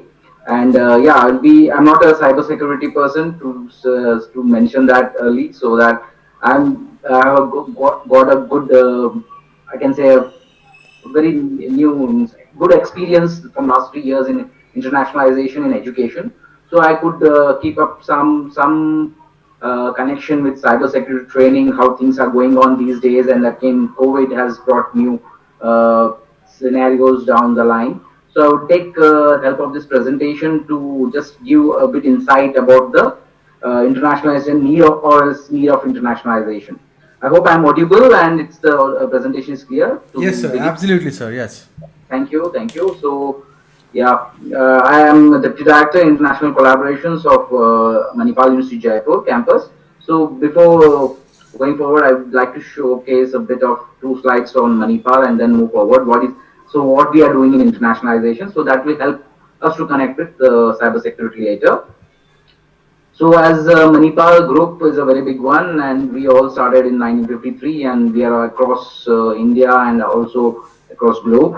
So we have many campuses. So and the campus which I'm in, which is highlighted here, that is Manipal University Jaipur, which started in 2011. So I'll talk more about this. That Manipal University has 5 faculties, 29 departments. In this short span of 9-10 years, we are having 9,000 plus students, placement assistants, good campus area, and we all deal with all the programs in almost all area except medical and nursing and pharmacy. I can say almost all other branches we offer courses in, and it has come up very nicely. And internationalization has been an utmost agenda or as a top priority. I can say we are across 34 countries, and we have many collaborations with the different parts of the world. And also we have crossed recently 100 plus collaborations. So that will help us to know the requirements in the cyber area as well as in many different aspects of education. So we have connected basically for education, and different we are understanding each other's problems, each other's culture, each other's teaching learning methodologies to move forward with. So this is just showcasing the presence of Manipal and 34 countries which are listed. So any information I'm happy to share later. So moving forward, what is internationalizations and its vertical? When it comes to talking to cyber training point of view, so again collaborations definitely, as many as renowned speakers just mentioned, collaboratively we can work, and academia, as Rakshit sir mentioned, can be one area. I mean one. Come to a parameter where the things can happen, we can come up with labs and all those things. And again, the academia itself cannot function in that way. So we require a collaboration with industries and government agencies. So that is a collaboration is one important area where we have to sign MOUs, agreements to come up with a certain understanding, so that we take up the right area of training. So we are training in a right way, as Nisha ma'am also was mentioning, this is a requirement to understand what to learn and what not to learn. So in there, the collaborations will definitely help us to come up with the right, what you can say, the proportionate or right ingredient to mention, the right ingredient to the present day knowledge, and of course, updation is key. We have to be updated every day. So of course, there we can, with the collaborations, we can do a lot of student mobilities. The industry people can come in. The students on academia can go to industries. They can go to international partners. We also have collaborations with bioforensic research labs in Italy, which we have recently collaborated, and we can send students there, and they can actually learn bioforensic investigations. They have case studies. Of course, we have a great collaboration with Sardar Patel University of Police. They can give us case studies and many things. These kinds of collaborative activities can be initiated and done. So, of course, faculty mobility, the faculty who are learned, renowned persons like a few we had today in previous talks. So they can come again to the podium or again into the different collaborative agencies, can come in and pitch in the right training aspects of the in cyber sciences, so that we get the right proper informations. Of course, we have many scholarship programs to give out, which can help us to bring in more good aptitude students to come in and learn the right knowledge. So of course, international funding we have. So as we can see on the left side, it's there joint research fundings are available. As there are many agencies, government agencies coming up to provide Startup India, and many other agencies are coming with great research funding information, research fundings actually. So and also EU funding, the European Union funding. So we are already equipped with many such fundings. So now putting that in cyber sciences, cyber securities, and getting those things will help us a lot, and that will may lead to scholarship programs as well. And of course, student counseling. The student counseling is required to the core, because we should not move to the dark side of the cyber, and it has to be very good message given by Rakshit sir that we will be definitely get caught. So we should be the right student counseling, the student who have gained the knowledge now, so that they do not go to the darker side of the cyber sciences, and keep the right track in and learn the right knowledge. So that is all required. So that for all these verticals, so internationalization. So we need to understand internationalization is it's somewhere connected everywhere. So okay, so now moving forward, like again, yeah, the why I've taken this impact of COVID, because this has pushed in lot of digitalization, lot of cyber usage. As mentioned, everything is cashless, digital, and so this is the initiative. Initiatives also have been taken by the government. Okay, and so of course these are some of the impacts. Definitely there is an impact on higher education. So there are COVID issues, health issues. Of course, that is the major one. The travel restrictions are there. We cannot travel now because of the quarantine and many other reasons. Also, they are not giving visas. There is a travel cost which is increased haphazard in a haywire manner, and also accommodation and stay becomes important because of the quarantine issues and many other issues. So, but however, to see the optimistic side, that's a positive side of COVID, we have obviously it has brought a new procedures and platforms to boost the teaching learning methodologies. Few I just listed down. I put there are many actually. There are many such platforms. So now one we are using. Okay, and similarly Zoom, Teams, Google Meet, which we just use sometimes. It's for just connecting somewhere for international people. But now this has become the norm. So this is become the base of connecting and reaching out to the knowledge, reaching out to the information, connecting people internationally, nationally, and even just house just besides you need to use these days. Yeah, of course there are again when it comes to teaching learning, there are many MOOC platforms which have been in force from long before COVID as well. But of course, with the help, with the push of COVID uh, uh, effects, or you can say COVID problems, the Coursera, Swayam platform of NPTEL, and many other such platforms have come in. Of course, we have seen many EdTech platforms been coming up and emerging. So Satishore is one. We are thankful to them that they have come up with many such great programs. So we are again coming up with many such. So of course there are many others, and again they are in different education levels. We can say some are in school level, some are in higher education and all. So this is just a brief which I'm trying to give an idea on. Okay, so like what now coming to the major usage, why internationalization and cybersecurity. So now we have understood that with the introduction of internet, okay, it's long back before COVID and all those things, but cyberspace has been the fifth domain after the land, water, air, and outer space. With this, we have seen both good and bad developments in this new space. So we need to understand. We need to understand which one to go with. Okay, and again, with every innovation, there comes a boon and a bane. So we have to be very. We should classify ourselves and be with the right side, right path. So again, then when we talk about cyber, so there's cyber awareness, cyber information, cyber crimes, cyber laws, cyber love, cyber hatred, cyber hacking, theft, security, space, so many things are there. So now we need to understand these accordingly and be prepared with. So without which it will be a difficult thing. And now with this, only not the professionals, not the top class, not niche peoples, or it has to go to the base. It has to be, it has to reach to the labor class also to understand these things, to know these things at least so that they do not, of course, for a middle class person losing some 10,000 to 50,000 also is a great loss for him. So we have to understand. So that this knowledge giving or this understanding has to be done in a proper manner. So if I can jot down that in one word like cyber security, so it has, and also it does not is limited to any country or a state. So it's a global problem. So we have to shake hands with different partners, different countries. So what best practices the different country has put in, like COVID itself have shown us what the vaccinations were generated with the help of certain collaborative vaccinating vaccine scientists.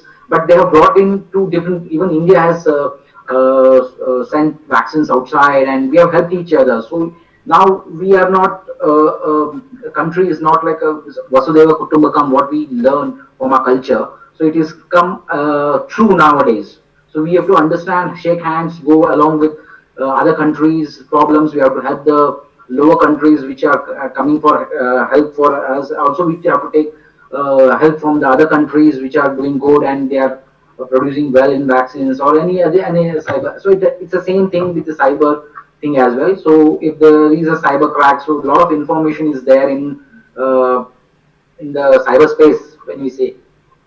So we have to understand. So now, so with all these understandings, so cyber defenders who understand all these is a need of an hour. So to those who understand these things and get updated regularly will be excelling in their career perspective. Okay, so again, when the question comes, why internationalization in the context? So we need to understand different culture, different region, religion, different demography, different language.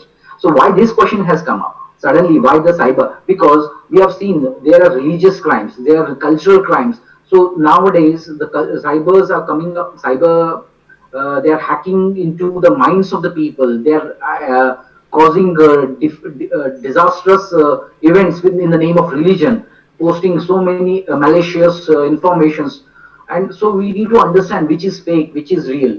So there we have to understand the region because sometimes we see there is a spelling mistake in certain countries and language. When I say there is a university, it's spelled differently in different countries. But when we see that, we may feel that there's a spelling mistake, but it's not. It's not the case. We have to understand these things because there is their own spelling, English itself, but their way of presenting it or way of representing their own language is different. Okay, so there we have to understand these things when it comes to internationalization. The different demographical requirements, demographical feelings of the people, how they behave. The Africa people does not behave same like the Indian people. Similarly, it does not go with Australian and America. They do not think or do not eat, do not feel different. They feel differently. They eat differently. The cultures are different. So there also the cyber has come in and they are posting wrong, malicious information. So to understand these also we should be knowing these religion, culture, and demography. So also this also gives rise to global exposure. Global exposure gives, of course, there is a huge data, huge deep diving is required in to understand the cyber informations and crimes which are going on in India as well as abroad. So of course, America, India, and other technological advanced nations have been the data nations, and data is power. And I heard, I think Rakshit sir was mentioning data is new gold now. So it's very true. So we have to understand this and keep our data with us. We should be very careful when we are sharing anything. And of course, in the time of difficulties, we do share some information unknowingly, and we are under threat. So okay, and again, understanding deep fakes, dark web, etc. These all things are required, and again, that will come with internationalization, shaking hands with the partners, and knowing things, what they have done, what they have researched, or what we have researched, we can share with the people around. Okay, when coming to the training part, so there's a huge, so the students who are listening to this webinar here, when it comes to training, as our great speakers on cyber experts have given their inputs, I think we have noted down those things. Along with that, we have to understand there is a huge chance of gaining access to the excellent global cyber education. So, and India has been the key player in that. So Sati Shore, again with SPUP and Manipal, we are coming up with new platforms to teach the new required information, knowledge, and certification, which will help you get your placements, get you hired, and many other things to get new courses which you can go for higher education and do researches in these areas. Of course, you have new career object opportunities to explore in these areas, which we have to do. And based on the informations available, and also the right mentorship is required here, as the others also were mentioning, the right mentorship is very much required. And a good teacher is a facilitator these days. Earlier, a good teacher teaches everything, right, from the morality, the everything. But here, the facilitator, the good teacher nowadays is a good facilitator who facilitates, he mentors. So these are the words these days. As academician, I have been doing that to some extent, and I've learned new things. And we also need to update. It's not the only cyber people. We all have to get updated these days. The experiential learning, quality learning. When I tell these two terminologies, it means that we have to understand these things.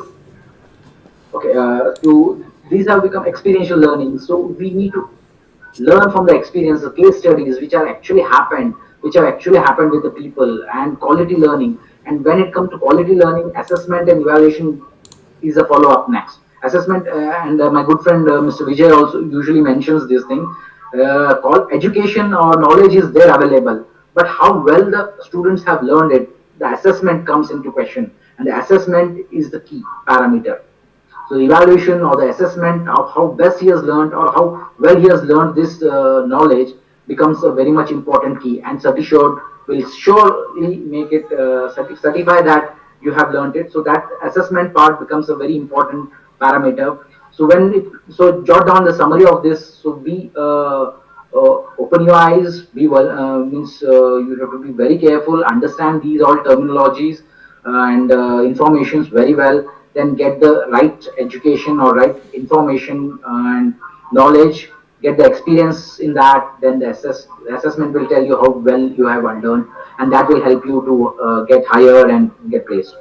Okay, moving forward, and the collaboration, what we are doing with this present webinar will also showcase that this right people have come together to give out good boot camps and certifications, which I think which was mentioned as well. So that will be there all for me, and for anything related to any information related to internationalization and how to move forward in these areas, I'm happy to help. This is my contact mail, so they can contact me, students and faculty members abroad. So I think I'll stop here, and over to you, Mr. Vijay, and any questions I'm happy to answer. Fantastic, sir. Thank you so much. That was very well rounded. You started from the basics and took it to the, a very rightful, end sequence where you nailed it all, stitched it all together in a very nice way. From the internationalization, why it is required, how India can, Sir, I want to ask you one question. Yeah. Yeah, please. You've been in this area from 2 years now. We've been seeing you've been interacting with more than people from 30 countries, academicians and stuff. What do you think from the field when you talk with other people? How do other countries look at Indian system of education? Like, do they have confidence in an Indian system which is going to put our courses out there and say, hey, come here, we'll teach you, we are good enough, do you think they'll believe that? And what do we need to do so that they can believe that? No, that's a very interesting one because the feeling what I have understood is everyone's eye is on India now. So not as a market now, as a resource provider, as a renowned because as when it comes to cyber and the cyber security, cyber sciences, India has been always in a giving position. And also when I talk to different partners, different people around, they look into of course one is the student power what we have. The students, I can give you the best estimate of 7.5 lakh students go abroad every year. But of course, during COVID scenario, it has been hit. But when normal times, 7.5 lakh students go abroad for their higher education, for their even for the graduate, undergraduate educations. So always this the international people are looking for this power. One thing, and another thing is the quality education. What and also always we know that the top engineers, top medical doctors, top professors are. You can just check any university and you will find an Indian personnel there. And also we have many top administrators who are like Microsoft as Satya Nadella, he's a Manipal alumni. And again, Sundar Pichai, there are many people. You go on taking the name, and people are not looking India as underdog nowadays. They are really looking for the student power, the faculty power, and they want to collaborate with Indian. And again, they are now very much sure. They make sure definitely they make sure that they are talking to the right person because, as you know, India has a huge set of academic setups. So now they verify whether we are talking to the right setup. That check they do, and once that they are assured that we are talking to the right quality person or right quality institute, and they are ready to shake hands. That's the one thing because Manipal has the legacy, so that is the one reason we could get a lot of collaborators in a very short span. Also, that can be the one, and also the right ideology or the vision of our new president, Professor G.K. Prabhu, which has put us in a forefront runner to get more collaborations in that way. So definitely there is a huge potential in India and Indian students as well as a huge career is awaiting for us. Thank you, sir. Thank you so much. That was fantastic, sir. So, people, I'll be inviting our speaker and our collaborator and the guiding path with who's been silent but who's put so much effort in getting this happen. Trust me when I say that the whole this brainchild and the work that has been put by our Chaudhary sir, Arjun Chaudhary sir. Please take us to the end of the session here, and I would like to introduce him. He is the Deputy Director of Center for Cybersecurity with Police University. Once again, if you don't remember. So over to you, sir. Take us through this to the end. Thank you, sir. It's been a privilege and I'm really very hopeful that with this collaboration and with the guiding figures, Professor Dheerj Sanghi sir, Professor Shri Rakshit Tandon sir, even Nisha Kumari ji, they told everything in such a simple and naive manner that yes, every student can understand that what needs to be done in this time, which is actually a difficult time, and eventually we are teaching in this time because only of the need of the students only. See, everyone is just trying to get something new out of this time because you cannot get out of the home and you want to learn something new which would be relevant in the coming days itself. So for that we all have to play some role at one point of time. So, with the direction and the able guidance of our Honorable Vice Chancellor, Dr. Alok Tripathi sir, this time, since our major aim was to train police officers across Rajasthan, and we have also trained police officers like Santosh Patel. We just wanted to inform everyone that yes, we have trained Mongolian officers regarding the cyber security. We have police officers from Ghana as well. So we have been trying to train the police personnel for the last 7 or 8 years down the line. But we thought that rather than just skipping ourselves or confining ourselves to those people, And this has been a new thing which needs to be taught to everyone who is interested in that. So the idea came up with a discussion with Santosh and it's been a fantastic thing.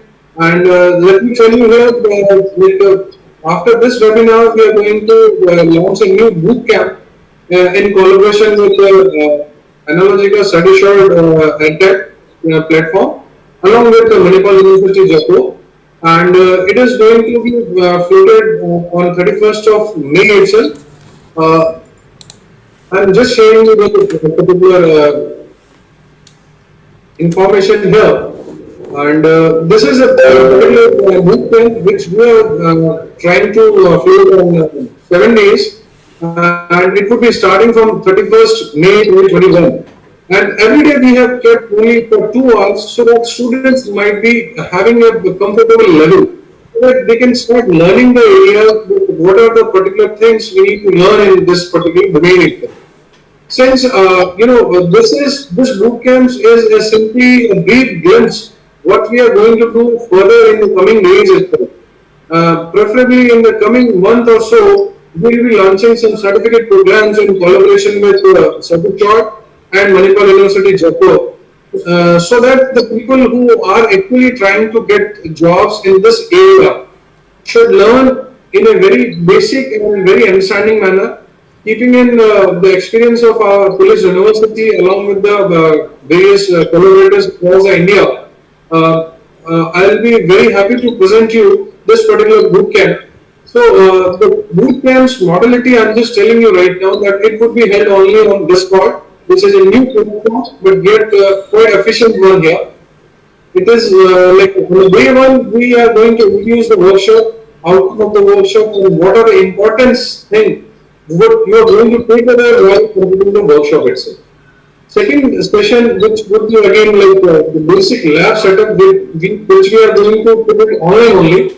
So this way, you understand the lab environment, how to proceed the practical scenarios. Since when I had a discussion with Professor Dheerj Sanghi sir, my emphasis was only on the practical scenario, just because that eventually in the cybersecurity world, there are only two things which would be required more time. That is, you need to put your hard work in understanding and doing the practicals as much as possible.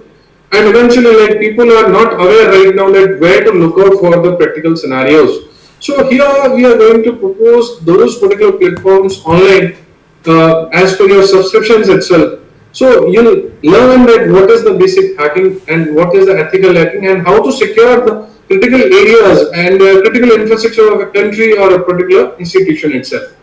So, moving on to the second day itself, we'll be trying to understand the basics like Ms. Nisha Kumari mentioned that we need to understand the basics of operating system networks, the IP addresses, and how the data flows in the network itself. Okay, moving on further, we are going to have the basic introduction about the Linux. Since Linux being the open source platform, we usually follow the open source tools itself, so that you need not to pay heftily for the subscriptions at all time. Like Rakshit and Tandon sir mentioned, like when we are talking about the cyber investigations, there is a hindrance which lying ahead is of the tools cost itself.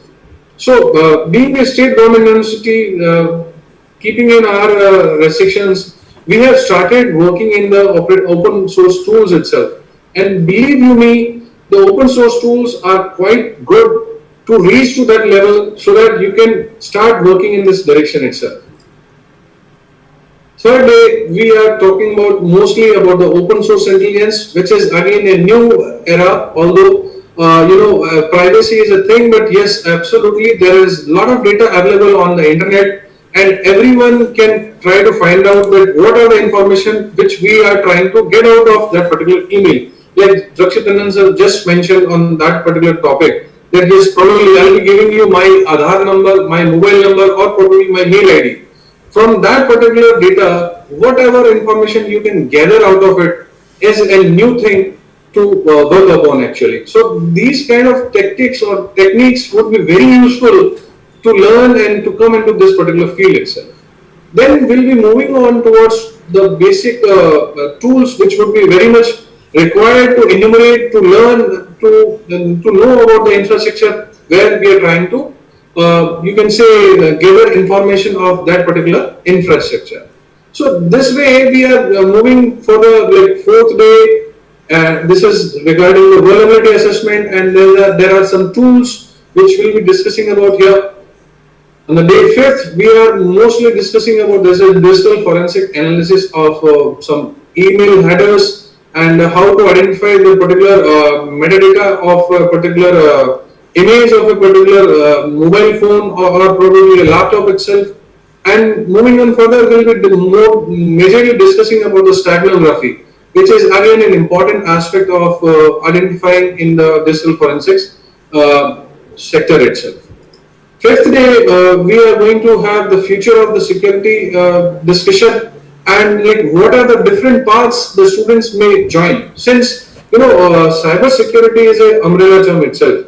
When we are talking about a cyber security researcher, we usually talk to that person and we try to identify that, yes, what is your niche point over these particular things. Like there are a lot of branches in this cyber security environment itself. Like it can be a DPT, it can be auditing, it can be hacking, it can be you can say digital forensic analysis, probably the cyber crime investigations. There are a lot of branches are already existing into this particular domain itself. As well as we'll try to identify that there are a lot of CTFs, like capture the flag moments are there already. So how to proceed, how to solve them is again an art itself, and you'll be taught that particular thing itself. Then we'll be again discussing about the basics of what needs to be done during the social media usage itself, and how to report a cyber crime. Again, it's a very important aspect, because eventually many people all the time when they are getting new, they don't know where to go, whom to complain, where to complain itself. And at the last moment of night, when everyone is in their homes, and probably in the COVID era, when we are being forced to remain in that our homes itself, then how to put a complaint online itself. That is again a very important aspect of that thing.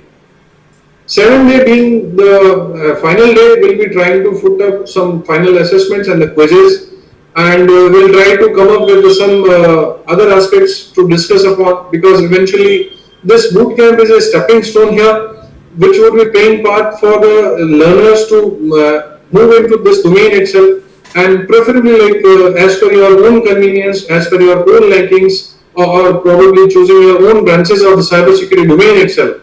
You may choose the different certifications which we are going to launch in the next month itself.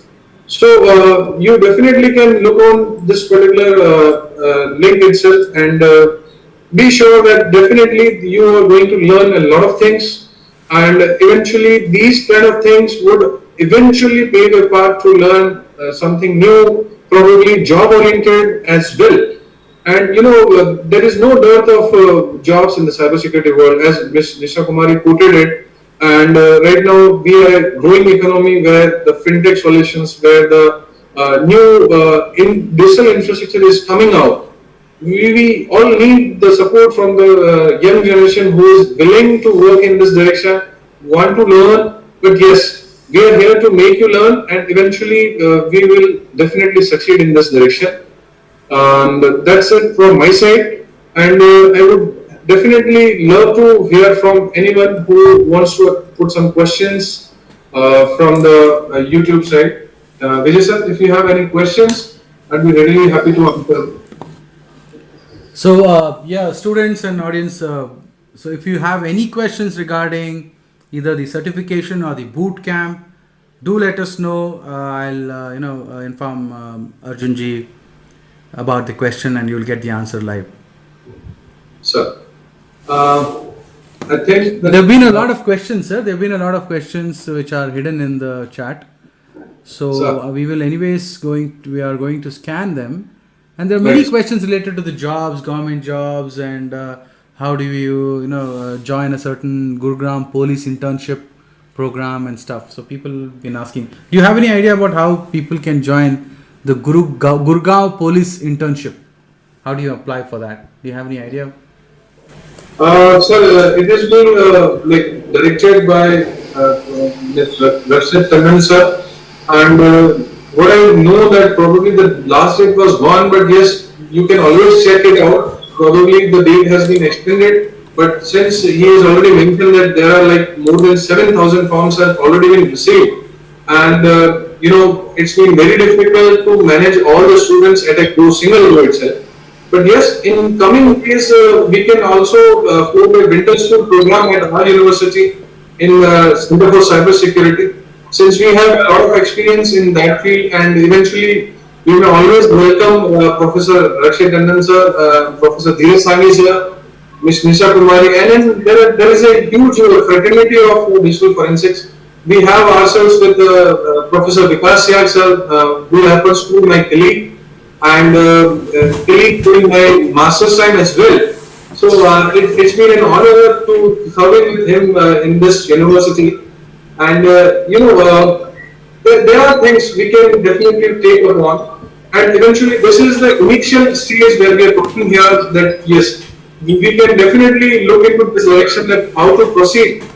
And eventually, like when we are talking about program, this you can say the boot camp or the summer camp itself, the space is getting clogged right now. So with the help of his directions and probably he can show us that how to proceed in this direction also. We may start helping the students who want to learn in this field itself. Nice. I'm really thankful to Professor Dheerj Sanghi sir who accepted our invitation to join this webinar and invited all the students. Sir, it's always a pleasure to listen all the time. And sir, your writings, your logics, or your speaking sense are always enlighten us to think in a new direction all the time, sir. Thank you, speaking, sir. And really thankful, sir. We hope that we'll have some more collaboration in this direction in coming days. And I'm really thankful to Mr. Rakshit sir as well, who also joined on the last minute notice, sir. And Santosh Patel sir plus Nisha Kumari. It's actually you all people who made this webinar as focus. And we have already surpassed the time which we quoted like 7:30 in the evening. And still people are connected with all of us. And believe you me, we will try to make a network in which we will be trying to accumulate all the people. And eventually, this is the platform here. It's kind of a blessing this day. We're talking about the COVID-19 era, where sitting in different part of the country and then we are all together at this particular digital platform. It's a blessing in disguise, this culture. So this all in my mind. I'm really thankful to all people, especially because Untitled sir and his team, Ms. Parveen Ahmed also, who worked very hard in making this program a successful one. And it wouldn't have been possible to work on this particular topic at the last moment. We just give a thought that this is the time when the lockdown is in force right now, and eventually the student will listen to all of you, gain some experience out of your experiences itself, and it is just a journey which is just begun right now. I believe, I strongly believe over that. Thank you. Thanks to all of you once again, sir, ma'am. Have a very pleasant evening. Thank you very much. Thank you, Thank sir. you very much. I can see a question. Yeah, there is a question. Yeah, actually. That is, someone from core branches in engineering can choose cyber security as a career option. Yes, definitely they can choose. Not a problem. You just have to study. That's it. It's not hard, and companies do not bother about your branch. If you know things, they'll hire you. That's the only thing. And since there are so many courses now, they are also giving you opportunity to learn security. They are starting from basics. Similarly, there are other courses on other sites also. You can learn it and you can just start your career. Not a problem. But you'll have to study. That's the only thing. You'll have to learn it. I guess I have seen people from mechanical branches also into cybersecurity, so that's not a problem at all. Perfect. I hope Pradeep K has got his answer. He's from electrical, so he's got his answer. I guess that's fair enough. Anybody can learn anything if there is. Yes, sir. So that with that, sir, we will be ending this session. Thank you so much to everyone. We've crossed 20 minutes. Sorry about Yeah. that, but we started 20 minutes late in a way just to give ourselves a leeway. But it's okay. But it's been a good session. A lot of information, a lot of boosting. So, to all of the people out there on YouTube, we're going to be sharing the feedback form to all of you guys, and you can get your certificate by filling in those feedback forms. Do check out our bootcamp courses, guys.